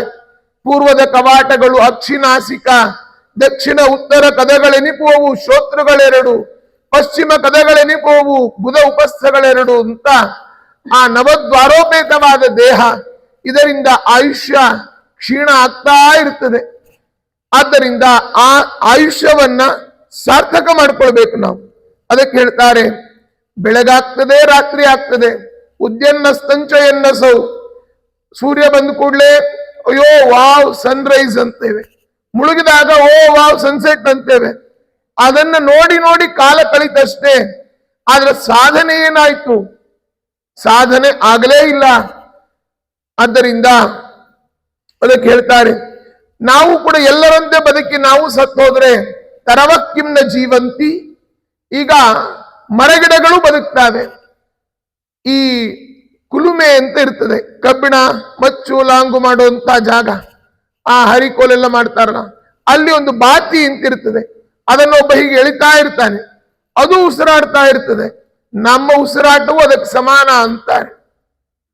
ಅಲ್ಲಿ ಕೇವಲ ನಮ್ಮ ಬಂದ್ವಿ ತಿಂದ್ವಿ ಹೋದ್ವಿ, 2 ಪಾಯಿಂಟ್ ಪ್ರೋಗ್ರಾಮ್ ಅಂತ ನಮ್ಮ ಗುರುಗಳು ಹೇಳ್ತಾ ಇದ್ರು. ಊಟ ತುಂಬಾ ಆಯಾಸ ಆಯ್ತು, ನಿದ್ದೆ ತುಂಬಾ ಆಯಾಸ ಆಯ್ತು, ಮತ್ತೆ ಹಸಿವೆ. ಇಷ್ಟೇ ಆಗಿಬಿಟ್ರೆ ಕುಂಭಕರ್ಣನ ಪ್ರೋಗ್ರಾಮ್ ಆಗ್ತದೆ. ಆದ್ರಿಂದ ಅದು ಬೇಡ ಅಂತಾರೆ. ಹೇಳ್ತಾರೆ, ನಮ್ಮ ಕಿವಿಗಳೇನ್ ಮಾಡಬೇಕು? ಬಿಲೇಬತೋರು ಕ್ರಮ ವಿಕ್ರಮಾನ್ಯೇ ನ ಶೃಣ್ವತ ಕರ್ಣ ಪುಟೇನ ರಸ್ಯ ಜಿಹ್ವಾಸತೀದಾರ್ದುರಿಕೇವಯೋಸೌ ನ ಚೇತ್ರಗಾಯತ್ಯುರುಗಾಯ ಗಾಥಾಂ. ನಮ್ಮ ಕಿವಿಗಳು ಭಗವಂತನ ಕಥೆಗಳನ್ನ ಕೇಳದೇ ಇದ್ರೆ, ಪುರಂದರದಾಸರಂತಾರೆ, ಅಚ್ಚುತ ಕಥೆಗಳ ಕೇಳದ ಕಿವಿಗಳು ಬಚ್ಚಲದ ಕುಳಿಗಳು ಅಂತಾರೆ. ಆ ಭಗವಂತನ ಕಥೆಯನ್ನು ಕೇಳಬೇಕು. ಇವತ್ತು ಅದು ಕೇಳೋದೇ ಬೇಡ ಅಂತ ಮನೆಯಲ್ಲಿ ಬೆಳಗ್ಗೆ ಎದ್ದು ಕೂಡಲೇ ಬೆಳಗು ಜಾವದಿ ಬಾರೋ ಹರಿಯೇ ಅಂತ ಉದಯರಾಗದಿಂದ ಆರಂಭ ಅನೇಕ ದಾಸರ ಪದಗಳನ್ನ ಮನೆಯಲ್ಲಿ ಹೇಳ್ತಾ ಇದ್ರು. ಈಗ ಮಕ್ಕಳದು ಎಲ್ಲಿ ಕೇಳ್ತದೋ ಅಂತ ಕಿವಿಲಿ ಹಾಕೊಂಡೇ ಬಿಟ್ಟಿರ್ತಾರೆ. ಅದು ಕೇಳೋದೇ ಇಲ್ಲ. ಅದೇನೋ ಹುಚ್ಚರಂತೆ ಒಬ್ಬರೇ ಮಾತಾಡ್ತಾ ಹೋಗ್ತಾ ಇರ್ತಾರೆ. ಯಾರು ಏನು ಎತ್ತ ಗೊತ್ತೇ ಆಗೋದಿಲ್ಲ. ಅದಕ್ಕೆ ಹೇಳ್ತಾರೆ, ಕಿವಿಗಳಿಗೆ ಭೂಷಣ ಹರಿಯ ನಾಮ, ಕರ್ಣಕ್ಕೆ ಭೂಷಣ. ನಾಲಿಗೆ ಭಗವಂತನ ನಾಮಸ್ಮರಣೆ ಮಾಡಬೇಕು. ಅಲ್ಲಿ ಹೇಳ್ತಾರೆ, ಹರಿನಾಮ ಜಿಹ್ವೆಯೊಳಗಿರಬೇಕು. ಭಗವಂತನ ನಾಮಸ್ಮರಣೆ ಮಾಡದ ನಾಲಿಗೆ ಕಪ್ಪೆ ನಾಲಿಗೆ ಅಂತ. ಕಪ್ಪೆ ಏನ್ ಮಾಡ್ತದೆ? ಅದರ ನಾಲಿಗೆಯಲ್ಲಿ ಅಂಟಿರ್ತದೆ. ದೂರ ಹೋಗೋ ಹುಳವನ್ನ ಹಿಡಿದು ನುಂಗ್ತದೆ, ಅದು ಅಂಟ್ಕೊಂಡು ಬಿಡ್ತದೆ. ನಾವು ಜನರನ್ನ ನಮ್ಮ ವಶ ಮಾಡ್ಕೊಳ್ತೇವೆ. ಜಿಹ್ವಾಗ್ರೇ ಮಿತ್ರ ಬಾಂಧವಾಹ, ಎಲ್ಲರನ್ನ ವಶ ಮಾಡ್ಕೊಂಡ್ವಿ. ಸಾಧನೆ ಏನಾಯ್ತು? ಏನಿಲ್ಲ. ಹೆಸರು ಬಂತು, ಕೀರ್ತಿ ಬಂತು, ವಾಟ್ಸಾಪ್ ಸ್ಟೇಟಸ್ ಅಲ್ಲಿ ಲೈಕ್ ಬಂತು, ಫೇಸ್ಬುಕ್ ಅಲ್ಲಿ ಲೈಕ್ ಬಂತು, ನಾನೇ ಭಾರಿ ದೊಡ್ಡ ಅಂತ ಕೀರ್ತಿ ಬಂತಷ್ಟೇ. ಒಳಗಿನ ಸಾಧನೆ ಏನಾಯ್ತು? ಏನಿಲ್ಲ. ಅದಕ್ಕೆ ಹೇಳ್ತಾರೆ, ತಲೆ ಯಾರಿಗೆ ಬಾಗಬೇಕು? ಭಾರಂ ಪರ ಪಟ್ಟ ಗಿರೀಟ ಜುಷ್ಟಂ ಅಪ್ಯುತ್ತಮಾಂಗಂ ನಮೇನ್ಮು ಕುಂದಂ ಶಾವಾಕರೌನೋ ಕುರುತಸ್ಸ ಪರಿಯಾಂ ಹರೇರ್ಲ ಸತ್ಕಾಂಚನ ಕಂಕಣವ್ವ. ನಮ್ಮ ತಲೆ ಭಗವಂತನ ಪಾದಕ್ಕೆ ಬಾಗಬೇಕು. ಹರಿಗೆರಗದ ತಲೆ, ಹಾವಿನ ವಿಷ ತಲೆ, ದುರ್ಯೋಧನ ತಲೆ, ದುರ್ಜನರ ತಲೆ. ಆದ್ದರಿಂದ ಭಗವಂತನಿಗೆ ನಮ್ಮ ತಲೆ ಬಾಗಬೇಕು. ಪಾಡಿದರೆ ಎನ್ನ ಒಡೆಯನ ಪಾಡುವೆ, ಬೇಡಿದರೆ ಎನ್ನ ಒಡೆಯನ ಬೇಡುವೆ ಅಂತ ಭಗವಂತನಿಗೆ ತಲೆ ಬಾಗಬೇಕು. ಯಾರ್ಯಾರಿಗೋ ತಲೆ ಬಾಗ್ತೇವೆ. ಹಾವಿಗೂ ತಲೆ ಇರ್ತದೆ, ಅದರ ತುಂಬ ವಿಷ ತುಂಬಿಕೊಂಡಿದೆ. ನಮ್ಮ ತಲೆ ತುಂಬ ವಿಷಯಗಳು ತುಂಬಿಕೊಂಡಿದೆ. ಆದ್ದರಿಂದ ನಾವು ದೇವರಿಗೆ ಬಾಗದ ತಲೆ ಅದು ವಿಷದ ತಲೆ, ಹಾವಿನ ತಲೆ ಆಗಿಬಿಡುತ್ತದೆ. ನಮ್ಮ ಕಿರೀಟ ಎಂತಾದ್ದೇ ತೊಟ್ಟರು ಕೂಡ, ಈಗೆಲ್ಲ ಸ್ವಲ್ಪ ಸಾಧನೆ ಮಾಡಿದ ಕೂಡಲೇ ಯಾರೋ ಒಬ್ರು ತಾತ ಇದ್ರು, ಎಲ್ರಿಗೂ ಬೆಳ್ಳಿ ಕಿರೀಟ ಹಾಕೋಣ. ಆ ಕಿರೀಟ ಹಾಕಿದ ತಕ್ಷಣ ನಾವೇನ್ ದೊಡ್ಡ ಕಿಂಗ್ ಆಗ್ಲಿಲ್ಲ, ಭಾರ ಜಾಸ್ತಿ ಆಯ್ತಷ್ಟೇ. ಆದ್ದರಿಂದ ಭಗವಂತನಿಗೆ ತಲೆ ಬಾಗಬೇಕು. ಕಣ್ಣುಗಳು ಭಗವಂತನನ್ನ ನೋಡಬೇಕು. ನಮ್ಮ ಹರಿಮೂರ್ತಿಯನ್ನೇ ನೋಡದ ಕಣ್ಣು ನವಿಲುಗರಿ ಕಣ್ಣು ಅಂತಾರೆ ಪುರಂದಾಸರು. ಆದ್ದರಿಂದ ಭಗವಂತನ ಮಂದಿರಕ್ಕೆ ಹೋಗದ ಕಾಲು ಗೋಪುರದೊಳಗಿನ ಗೊಂಬೆ ಕಾಲು ಅಂತಾರೆ. ಟೋಟಲ್ ನಮ್ಮ ಇಡೀ ದೇಹ ಭಗವದರ್ಪಿತವಾಗಿ ಭಗವತ್ ಕಾರ್ಯಗಳನ್ನ ಮಾಡಿದ್ರೆ ಬದುಕಿದ ಹಾಗೆ. ಇಲ್ಲ ಅಂದ್ರೆ ಭಾಗವತ ಬೈತಾ ಇದೆ, ಜೀವಚ್ಛವೋ ಭಾಗವತಾಂಘ್ರಿ ರೇಣುಂ ನ ಜಾತು ಮರ್ತ್ಯೋ ಅಭಿಲಷೇತ ಯಸ್ತು ಶ್ರೀ ವಿಷ್ಣು ಪದ್ಯ ಮನುಜಸ್ತು ಲಸ್ಯ ಶ್ವಸಚ್ಛವೋ ಯಸ್ತು ನ ವೇದ ಗಂಧಂ. ಉಸಿರಾಡುವ ಹೆಣ ಅಂತಂದ್ರು. ನೋಡಿ, ನಾವು ದೇವರಿಗೆ ನಮ್ಮ ಅಂಗಾಂಗಗಳು ಅರ್ಪಣೆ ಆಗ್ಲಿಲ್ಲ ಅಂತಾದ್ರೆ ಬದುಕಿಯೂ ಕೂಡ ನಾವು ವ್ಯರ್ಥ. ಆದ್ದರಿಂದ ವ್ಯರ್ಥವಾಯಿತಲ್ಲ ಜನುಮ, ಸಾರ್ಥಕ ಆಗಲಿಲ್ಲ. ಅರ್ಥದಾಸೆಯಲ್ಲಿ ಪೃಥ್ವಿಯೊಳಗೆ ತಿರುಗಿ ಮತ್ತನಾಗಿ ತಿರುಗಿದೇನಲ್ಲ, ವ್ಯರ್ಥವಾಯಿತಲ್ಲ. ಈ ಜನ್ಮ ಬಂದು ವ್ಯರ್ಥ ಆಯ್ತು. ನಮ್ದು ಸಾಧನೆ ಮಾಡಬೇಕು. ಸಾಧನ ಶರೀರವಿದು ನೀ ದಯದಿ ಕೊಟ್ಟದ್ದು ಸಾಧಾರಣವಲ್ಲ ಸಾಧುಪ್ರಿಯನೇ ಅಂತ ವೇದವಾದೋದಿತ ಜಗನ್ನಾಥ ವಿಠಲ ಅಂತಾರೆ. ಹಾಗಿದ್ದಾಗ ನಾವು ಏನಾದ್ರೂ ಸಾಧನೆ ಮಾಡಬೇಕಲ್ಲ. ಅಲ್ಲಿ ಹೋಗಿ ಗೋಪಾಲದಾಸರಂತಾರೆ, ರವಿನಂದನ ಕೇಳಿದರು ಉತ್ತರ ಕೊಡೆ, ವಿವರ ಸರಕು ಒಂದಾಗಲಿಲ್ಲ. ಏನ್ ಮಾಡಿದ್ಯೋ ಭೂಮಿಗೆ ಹೋಗಿ? ಏನ್ ಮಾಡಿದ್ವಿ? ಬರೇ ಮೊಬೈಲ್, ಎರಡೆರಡು ಮೊಬೈಲ್ ಇಟ್ಕೊಂಡೆ, ನೋಡದೆ ಬಂದೆ ಅಂತಂದ್ರೆ ಹಾಕ್ತಾನ ಬಾಣ್ಲಿಗೆ. ಅದು ಬಿಟ್ಟು ಏನಾದ್ರೂ ಈ ರೀತಿ ಜೋಡಾಂಜನೇಯ ಗುಡಿಗೆ ಪುರಾಣ ಕೇಳಲಿಕ್ಕೆ ಹೋಗಿದ್ದೆ ಅಂದ್ರೆ ಒಳ್ಳೆ ಸೀಟಲ್ಲಿ ಕೂಡಿಸಿ ಎಲ್ಲ ಉಪಚಾರ ಮಾಡಿಸ್ತಾನೆ. ಆದ್ದರಿಂದ ನಾವೇನ್ ಮಾಡ್ಬೇಕು? ಸಾಧನೆಯನ್ನ ಮಾಡ್ರಿ ಅಂತ ಮಾಡಬೇಕು ಅಂತ ಶುಕಾಚಾರ್ಯರು ಪರೀಕ್ಷಿತನಿಗೆ ಉಪದೇಶ ಕೊಡ್ತಾ ಇದ್ದಾರೆ. ಹಾಗೆ ಹೇಳ್ತಾ ಆ ಪರೀಕ್ಷಿತ ಮಹಾರಾಜ ಅನೇಕ ಸಂಶಯಗಳನ್ನ ವ್ಯಕ್ತಪಡಿಸ್ತಾನೆ.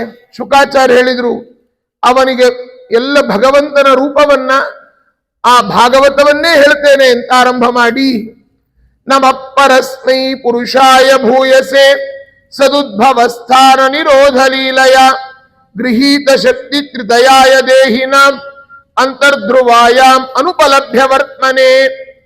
ಇಡೀ ಜಗತ್ತನ್ನ ನಮ ಪರಸ್ಮೈ, ಆ ಭಗವಂತನೇ ಅಲ್ಟಿಮೇಟ್, ಪುರುಷಾಯ ಭೂಯಸೆ, ಅವನಿಂದಲೇನೆ ಸತ್ ಉದ್ಭವ ಸ್ಥಾನ ನಿರೋಧ ಲೀಲಯ ಜಗಜ್ಜನ್ಮ ಸ್ಥೇಮ ಪ್ರಯ ರಚನಾಶೀಲ ವಪುಷೆ ಅಂತ ನ್ಯಾಯಸುಧೆಯಲ್ಲಿ ಹೇಳಿದ್ರೆ, ನೀರಜ ಭವಾಂಡೋದಯ ಸ್ಥಿತಿ ಕಾರಣನೇ ಕೈವಲ್ಯದಾಯಕ ನಾರಸಿಂಹ ಅಂತಾರೆ. ಆ ಸೃಷ್ಟಿಯಾದಿ ಅಷ್ಟಕರ್ತೃತ್ವ ಭಗವಂತನಿಂದಲೇನೆ ಆಗೋದು. ಆದ್ದರಿಂದ ಸದುದ್ಭವ ಸ್ಥಾನ ನಿರೋಧ ಲೀಲಯ ಗೃಹೀತ ಶಕ್ತಿಕೃತಯಾಯ ದೇಹಿನಾಂ ಅಂತರಧ್ರುವಾಯ, ಎಲ್ಲರ ಒಳಗೂ ಕೂಡ ಇದ್ದು ಎಲ್ಲವನ್ನ ಪ್ರೇರಕ ಪ್ರೇರ್ಯಮಾಣಾನಾಂ ತ್ವಯಾ ಪ್ರೇರಿತ ಮಾನಸ. ಆದ್ದರಿಂದ ಆ ಭಗವಂತ ತಪಸ್ವಿನೋ, ಏನೇ ನಾವು ಮಾಡಿದ್ರು ಕೂಡ ಅವನ ಉಪಾಸನೆ ಮಾಡಬೇಕು. ಏನನ್ನ ಅರ್ಪಣೆ ಮಾಡಿದ್ರು ಅವನಿಗೆ ಮಾಡಬೇಕು. ತಪಸ್ಸು, ದಾನ, ಯಶಸ್ಸು, ಮನಸ್ಸು, ಮಂತ್ರ ಎಲ್ಲವೂ ಕೂಡ ಅವನಿಗೆ ಕೃಷ್ಣಾರ್ಪಣ ಆಗಬೇಕು. ತಪಸ್ವಿನೋ ದಾನ ಪರಾಯಶಸ್ವಿನೋ ಮನಸ್ವಿನೋ ಮಂತ್ರ ವಿದಸ್ಸು ಮಂಗಲಾಹ ಕ್ಷೇಮನ್ನ ವಿಂದಂತಿ ವಿನಾಯದರ್ಪಣಂ. ದೇವರಿಗೆ ನಾವು ಅರ್ಪಣೆ ಮಾಡದೇ ಇದ್ರೆ ಅದು ಎಲ್ಲವೂ ಕೂಡ ವ್ಯರ್ಥ.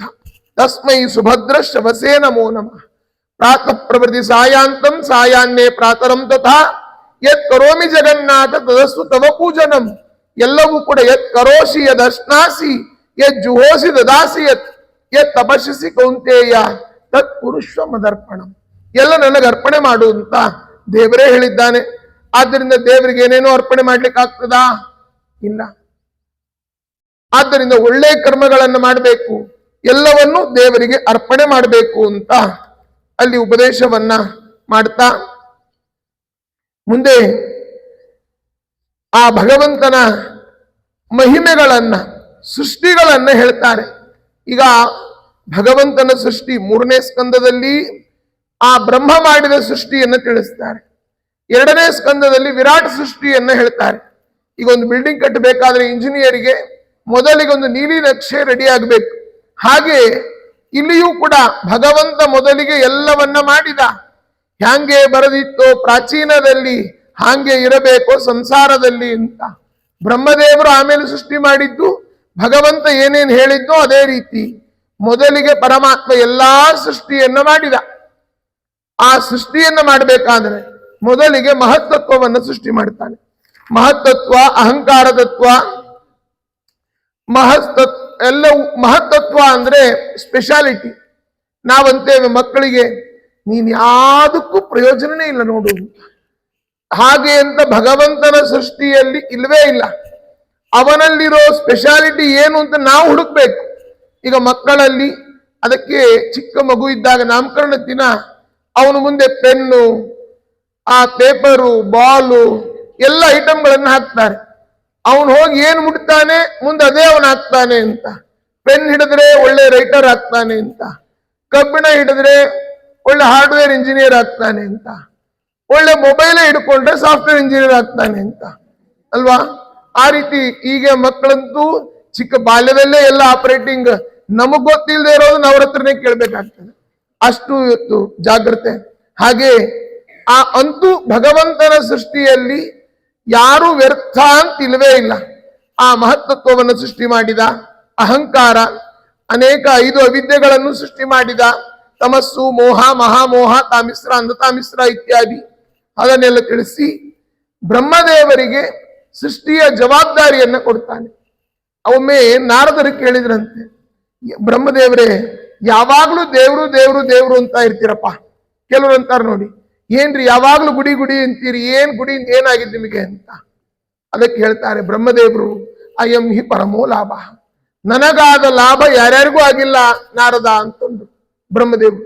ಏನ್ ಲಾಭ ಆಗಿದೆ ನಿಮಗೆ ಅಂದ್ರೆ ಬ್ರಹ್ಮದೇವರು ಹೇಳ್ತಾರೆ, ನ ಭಾರತೀ ಮೇಂಗ ಮೃಷೋಪಲಕ್ಷ್ಯತೆ ನ ವೈ ಕ್ವಚಿನ್ಮೇ ಮನಸೋ ಮೃಷಾಗತಿ ನ ಮೇ ಹೃಷಿ ಕಾಣಿ ಪತಂತ್ಯ ಸತ್ಪಥೆ ಎನ್ಮೇ ಹೃದೌತ್ಕಂಠ್ಯ ಧೃತಾವತೋ ಹರಿಹಿ. ನಾನು ಇಷ್ಟು ದೇವರ ಉಪಾಸನೆ ಮಾಡಿದ್ದರಿಂದ ನ ಭಾರತಿ ಮೇ ಅಂಗ ಮೃಷ ನ ಉಪಲಕ್ಷ್ಯತೆ, ನನ್ನ ನಾಲಿಗೆ ಯಾವತ್ತೂ ಸುಳ್ಳು ಆಡೇ ಇಲ್ಲ. ನೋಡಿ ಎಂಥ ಮಾತಿದ್ರು. ಯಾಕೆಂದ್ರೆ ಅದನ್ನೇ ವೇದದಲ್ಲಿ ಹೇಳ್ತಾರೆ, ಗೋಮಾನ ಸೂಕ್ತದಲ್ಲಿ, ಭಾರತಿ ಪವಮಾನಸ್ಯ ಸರಸ್ವತಿ ಆಮಹಿ ಅವಮಾನಸ್ಯ ಭಾರತಿ ಸರಸ್ವತಿ.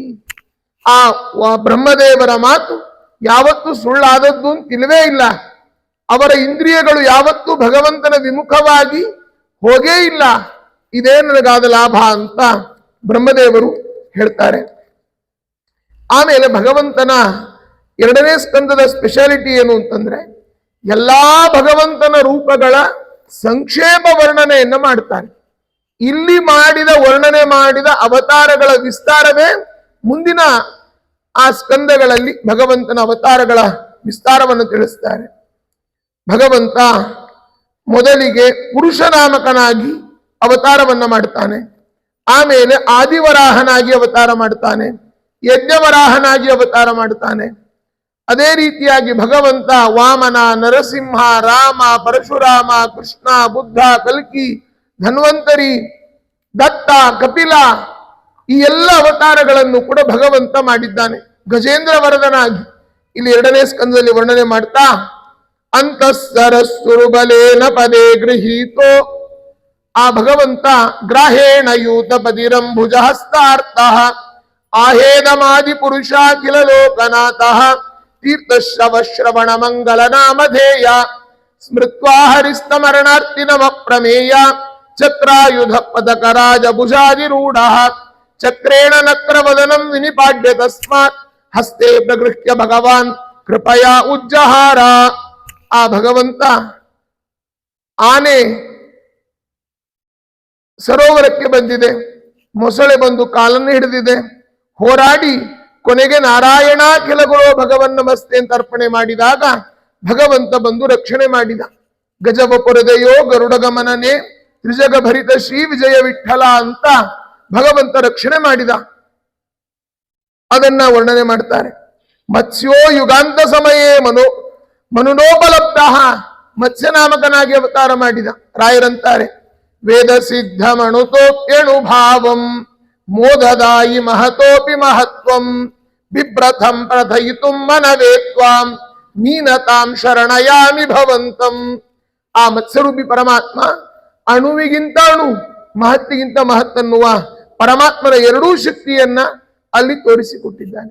ಮತ್ಸ್ಯೋ ಯುಗಾಂತ ಸಮಯೇ, ಮತ್ಸ್ಯ ರೂಪಿ ಪರಮಾತ್ಮ ಯುಗದ ಅಂತ್ಯಕಾಲದಲ್ಲಿ ಅವತಾರ ಮಾಡಿದ್ದು. ಎಲ್ಲಿ ಅಂತಂದ್ರೆ ಇವತ್ತಿನ ಮನಾಲಿ ಅಂತ, ಅದು ಮನುವಿನ ಆಲಯ. ಇವತ್ತು ಮದುವೆಯಾಗಿ ಹೊಸದಾಗಿ ಜನ ಹೋಗೋ ಜಾಗ ಆಗ್ಬಿಟ್ಟಿದೆ ಕುಲು ಮನಾಲಿ ಅಂತ. ಮನಾಲಿ ಅಂತಂದ್ರೆ ಮನುವಿನ ಆಲಯ. ಅಲ್ಲಿ ದೊಡ್ಡ ಮನುವಿನ ದೇವಾಲಯ ಇದೆ. ಅಲ್ಲಿ ಸ್ವಾರೋಚ್ಯಮನು, ಚಾಕ್ಷಮನು, ರೈವತಮನು, ವೈವಸ್ತಮನು ಎಲ್ಲರ ನಾಮ ಫಲಕಗಳು ಕೂಡ ಇವತ್ತಿಗೂ ಕಾಣ್ಲಿಕ್ಕೆ ಸಿಗ್ತಾ ಇದೆ. ಅಷ್ಟು ಪುರುಸೊತ್ತಿರೋದಿಲ್ಲ ಅದನ್ನ ನೋಡ್ಲಿಕ್ಕೆ ಯಾರಿಗೂ. ಆದ್ರಿಂದ ಅಂತಹ ಅದ್ಭುತವಾದ ಮತ್ಸ್ಯರೂಪಿ ಪರಮಾತ್ಮನ ಅವತಾರ, ಎಲ್ಲ ಅವತಾರಗಳ ಸಂಕ್ಷೇಪ ವರ್ಣನೆಯನ್ನ ಅಲ್ಲಿ 2ಯ ಸ್ಕಂದದಲ್ಲಿ ಮಾಡ್ತಾರೆ. ಅದಾದ ಮೇಲೆ ಪ್ರಧಾನವಾಗಿ ಇಲ್ಲಿ ಬಂದಂತಹ ವಿಚಾರ, ಭಗವಂತ ಉಪದೇಶ ಮಾಡಿದ ಚತುಶ್ಲೋಕಿ ಭಾಗವತ. ಚತುಶ್ಲೋಕಿ ಭಾಗವತದಲ್ಲಿ ಇರುವಂತಹ ವಿಚಾರ ಏನು? ಭಗವಂತ ಬ್ರಹ್ಮದೇವರಿಗೆ ಸೃಷ್ಟಿ ಮಾಡು ಅಂತ ಹೇಳಿದಾಗ ಆ ಬ್ರಹ್ಮದೇವರು ಮಾಡುವ ಸೃಷ್ಟಿ ಅವರಿಗೆ ಅದು ಪ್ರತಿಬಂಧಕ ಆಗಬಾರ್ದು. ಅವರಿಗೆ ಅಹಂಕಾರ ಬರೋದೇ ಇಲ್ಲ, ಅದು ಬರಬಾರದು ಅಂತ ಅನ್ಲಿಕ್ಕೋಸ್ಕರ ಬ್ರಹ್ಮದೇವರಿಗೆ ಉಪದೇಶ ಮಾಡ್ತಾನೆ. ಹೇ ಬ್ರಹ್ಮ, ಅಹಮೇವ ಅಗ್ರೇ ಆಸಂ, ನೀನು ಇಲ್ಲದೆ ಇದ್ದಾಗಲೂ ನಾನಿದ್ದೆ, ಮುಂದೆ ನೀನು ಇರೋದಿಲ್ಲ, ನಿನ್ನ ಅವತಾರ ಮುಗಿದ ಮೇಲೆ ಆಗ್ಲೂ ನಾನು ಇರ್ತೇನೆ. ನೀನಿದ್ದಾಗಲೂ, ನೀನು ಇಲ್ಲದೆ ಇದ್ದಾಗಲೂ, ನೀನು ಮುಂದೆ ಇಲ್ಲದೆ ಇದ್ದಾಗಲೂ ಎಲ್ಲ ಕಾಲದಲ್ಲಿ ನಾನೇ ಇದ್ದೇನೆ. ಕಾಲಾಂತರ್ಗತ, ಕಾಲ ನಿಯಾಮಕ, ಕಾಲಾತೀತ, ತ್ರಿಕಾಲಜ್ಞ, ಕಾಲ ಪ್ರವರ್ತಕ, ಕಾಲ ನಿವರ್ತಕ ಎಲ್ಲವೂ ಯಾರು? ನಾನು ಅಂತ ದೇವರು ಹೇಳ್ತಾ ಇದ್ದಾನೆ. ಅದ ಋತೇರ್ಥಂ ಯತ್ ಪ್ರತೀಯೇತ ನ ಪ್ರತೀಯೇತ ಚ ಆತ್ಮನಿ, ನಾನಿಲ್ಲದೆ ಏನೂ ಆಗೋದಿಲ್ಲ, ನಾನಿದ್ರೆ ಎಲ್ಲವೂ ಆಗ್ತದೆ. ಆದ್ದರಿಂದ ತದ್ವಿದ್ಯಾದ ಆತ್ಮನೋಮಾಯಾಮ್ ಯಥಾ ಭಾಸೋ ಯಥಾ ತಮಃ. ಈಗ ಕತ್ತಲೆ ಇರ್ತದೆ, ಒಂದು ದೀಪ ಹಚ್ಚಿದ್ರೆ ಕತ್ತಲೆ ಅಲ್ಲಿಂದ ಓಡೋಯ್ತು. ಹೇಗೆ ಹೋಯ್ತು? ಎಲ್ಲೋಯ್ತು? ಆ ಬೆಳಕು ಬಂದಾಗ ಕತ್ತಲಿಗೆ ಹೋಗು ಅಂತ ಹೇಳ್ಬೇಕಾಗಿಲ್ಲ. ಹಾಗೆ ಭಗವಂತ ಬಂದ್ರೆ ಕಷ್ಟಗಳಿಗೆ, ಆ ತಮಸ್ಸಿಗೆ ಹೋಗು ಅಂತ ಹೇಳ್ಬೇಕಾಗಿಲ್ಲ. ಅವನಿದ್ದಾಗ ಎಲ್ಲವೂ ಇರ್ತದೆ, ಅವನಿಲ್ಲ ಅಂದ್ರೆ ಏನೂ ಇಲ್ಲ. ಹೇಗಿದ್ದಾನೆ ಜಗತ್ತಲ್ಲಿ ಅಂತಂದ್ರೆ, ಪರಮಾತ್ಮ ಈ ಬಟ್ಟೆಯಲ್ಲಿ ಉದ್ದ ನೂಲು ಅಡ್ಡ ನೂಲು ಇರ್ತದೆ. ಯಥಾ ಮಹಾಂತಿ ಭೂತಾನಿ ಭೂತೇಶು ಚಾವತೇಶು ಚ, ಅಲ್ಲಿ ಪ್ರವಿಷ್ಟಾನ್ಯ ಅಪ್ರವಿಷ್ಟಾನಿ ತಥಾ ತೇಷು ನ ತೇಷ್ವಹಂ. ಎಲ್ಲದರ ಒಳಗೆ ನಾನಿದ್ದೇನೆ, ಆದ್ರೆ ನಾನು ಎಲ್ಲೂ ಕೂಡ ಇಲ್ಲ. ಉಪನಿಷತ್ತಿನ ಕಥೆ ನಿಮಗೆಲ್ಲ ಗೊತ್ತಿದೆ. ಅಲ್ಲಿ ಭಗವಂತನ ಇರುವಿಕೆಗೆ ಮಗು ಪ್ರಶ್ನೆ ಮಾಡ್ತದೆ, ದೇವರಿದ್ದಾನೆ ಅಂತ ಹೇಳ್ತೀರಿ, ಎಲ್ಲಿದ್ದಾನೆ? ಪಾತ್ರೆಯಲ್ಲಿ ಉಪ್ಪನ್ನು ಹಾಕಿ ಕದಡಿ ಅದನ್ನು ನೋಡು ಅಂತಂದ. ಉಪ್ಪು ಕಾಣ್ತಾ ಇಲ್ಲ, ಕುಡಿದಾಗ ರುಚಿ ಹತ್ತಾ ಇದೆ. ಹಾಗೆ ಭಗವಂತ ಎಲ್ಲ ಕಡೆ ಎಲ್ಲಿರುವನೋ ರಂಗ ಎಂಬ ಸಂಶಯ ಬೇಡ. ಎಲ್ಲಿ ಚಿಂತನೆ ಮಾಡ್ತೀವೋ ಅಲ್ಲೇ ಕಾಣ್ತಾನೆ.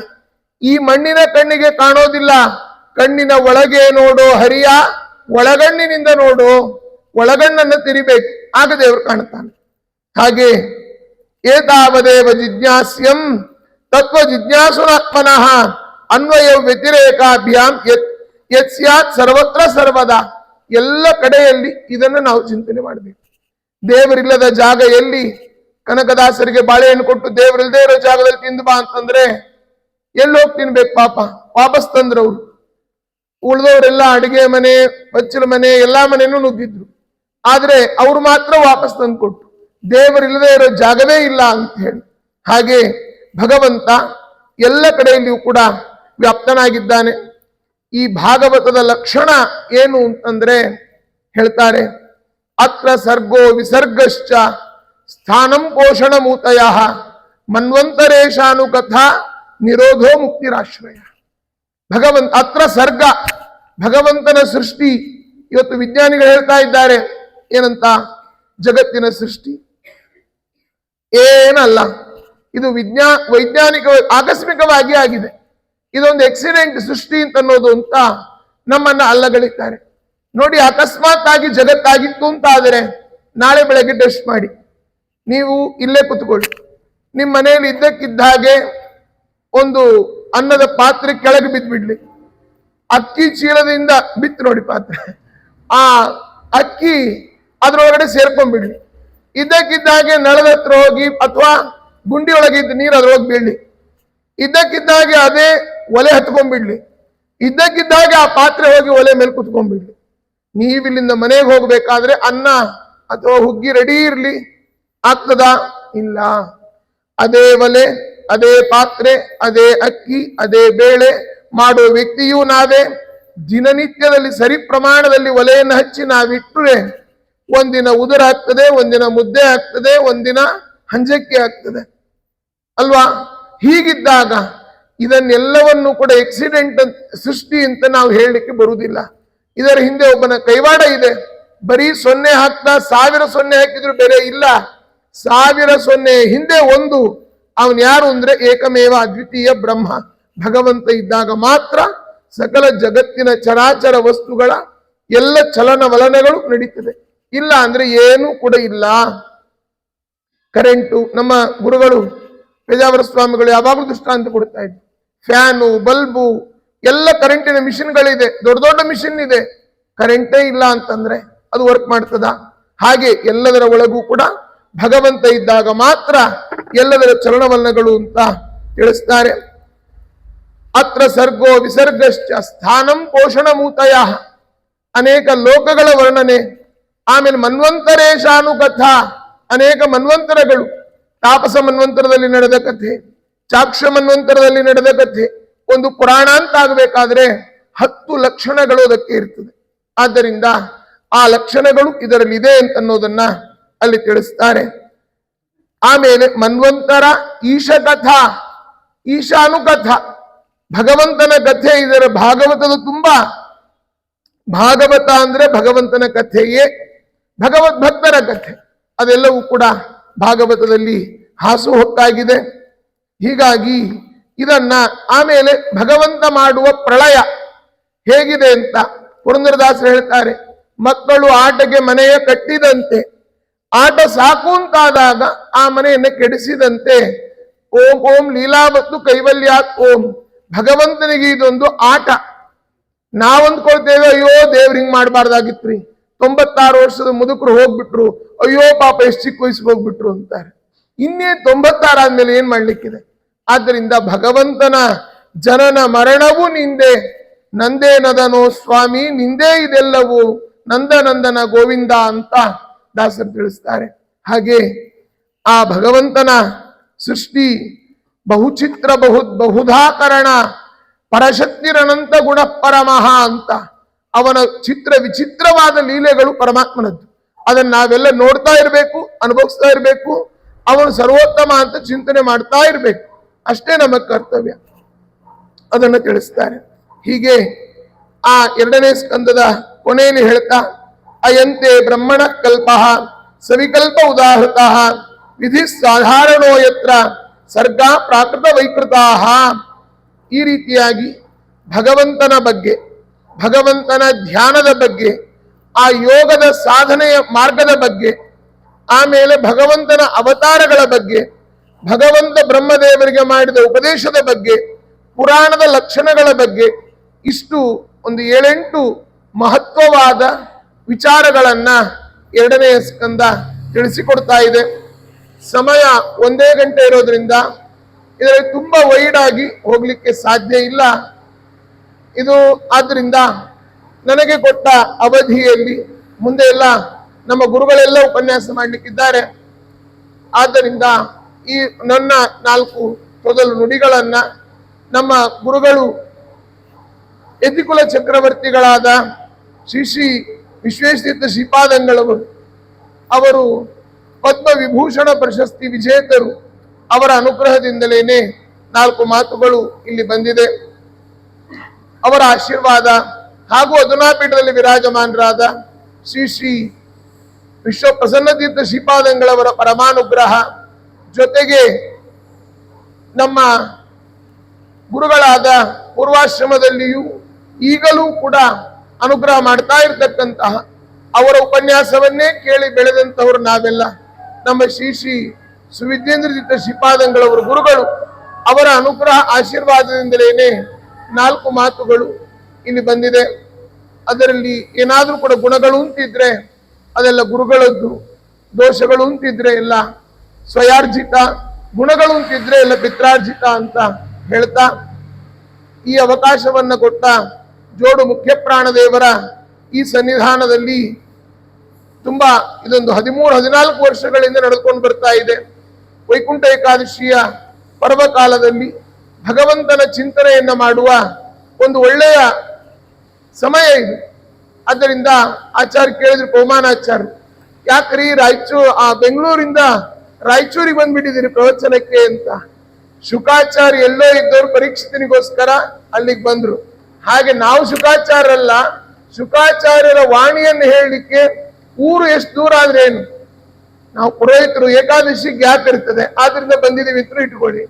ಆದ್ರಿಂದ ಭಾಗವತ ಹೇಳಲಿಕ್ಕೆ ಯಾವ ಊರಾದ್ರೇನು, ಯಾವ ಕೇರಿ ಆದ್ರೇನು, ಭಾಗವತವನ್ನ ಹೇಳಲಿಕ್ಕೆ ಯಾರು ಕೇಳ್ತಾರೆ ಅಂತಿದ್ದಾಗ, ಅದರಲ್ಲೂ ಇಲ್ಲಿ ಜನ ದಾಸರ ನಾಡಿದು ಎಲ್ಲ ಭಾರಿ ಚೆನ್ನಾಗಿ ಕೇಳ್ತೀರಿ. ನಾವೆಲ್ಲ ಹೊಸ ವೈದ್ಯರು, ನೀವು ಪೇಷಂಟ್ ಅಲ್ಲ, ನೀವೆಲ್ಲ ಹಳೆ ಶ್ರೋತೃಗಳು, ನೀವು ಬಹುಶ್ರುತ ಮಹಾಪಂಡಿತ ಅಂತ ನೀವು ಅನೇಕ ಕೇಳಿದ್ದೀರಿ ಬೇಕಾದಷ್ಟು.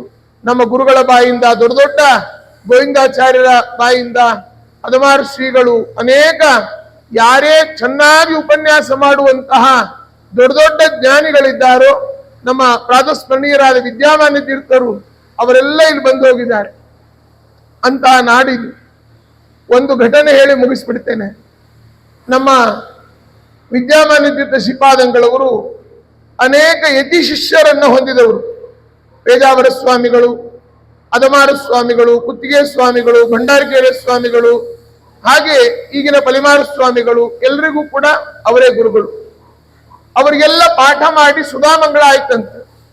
ಅವರೆಲ್ಲ ಅಂದ್ರಂತೆ, ನಾವೆಲ್ಲ ಇನ್ನು ಘಟ್ಟದ ಮೇಲೆ ಉಪನ್ಯಾಸಕ್ಕೆ ಈ ಕಡೆ ಎಲ್ಲ ಹೋಗ್ತೀವಿ, ರಾಯಚೂರು, ಮಾನ್ವಿ ಆ ಕಡೆ ಎಲ್ಲ ಹೋಗ್ತೀವಿ ಅಂತ ಸ್ವಾಮಿ ಆಶೀರ್ವಾದ ಮಾಡ್ರಿ ಅಂತಂದ್ರಂತೆ.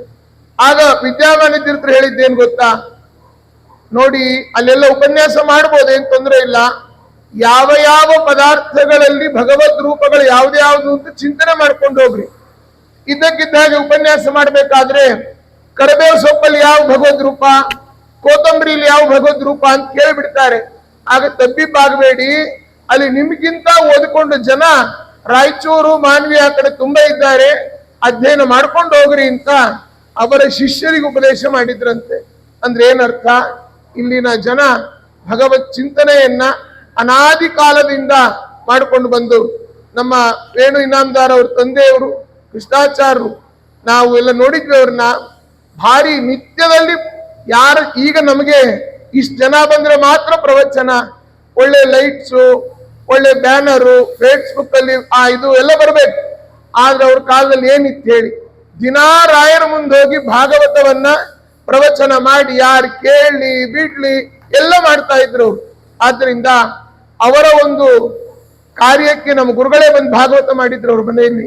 ಹಾಗೆ ಅಂತಹ ನಾಡಿದ್ದು ಅಂತಹ ಭಗವಂತನ ಚಿಂತನೆಯನ್ನ ಇನ್ನೂ ಹೆಚ್ಚು ಹೆಚ್ಚು ಮಾಡುವಂತಹ ಆ ಭಕ್ತಿಯನ್ನ ಭಗವಂತ ನಮಗೆ ನಿಮಗೆಲ್ಲರಿಗೂ ಕೂಡ ಕೊಡ್ಲಿ ಅಂತ ಹೇಳ್ತಾ, ಈ ಜೋಡು ಮುಖ್ಯ ಪ್ರಾಣದ ಸೇವಾ ಸಮಿತಿಗೆ ಅನಂತ ಅನಂತ ಅಭಿವಂದನೆಗಳನ್ನು ಹೇಳ್ತಾ, ಇಷ್ಟೊತ್ತು ನನ್ನ ಮಾತುಗಳನ್ನು ಸಹಿಸಿಕೊಂಡ ಗುರುಗಳಿಗೆ ಪ್ರಣಾಮಗಳನ್ನು ಅರ್ಪಣೆ ಮಾಡಿ ಮಾತು ಮುಗಿಸ್ತೇನೆ. ಕೃಷ್ಣಾರ್ಪಣಮಸ್ತು.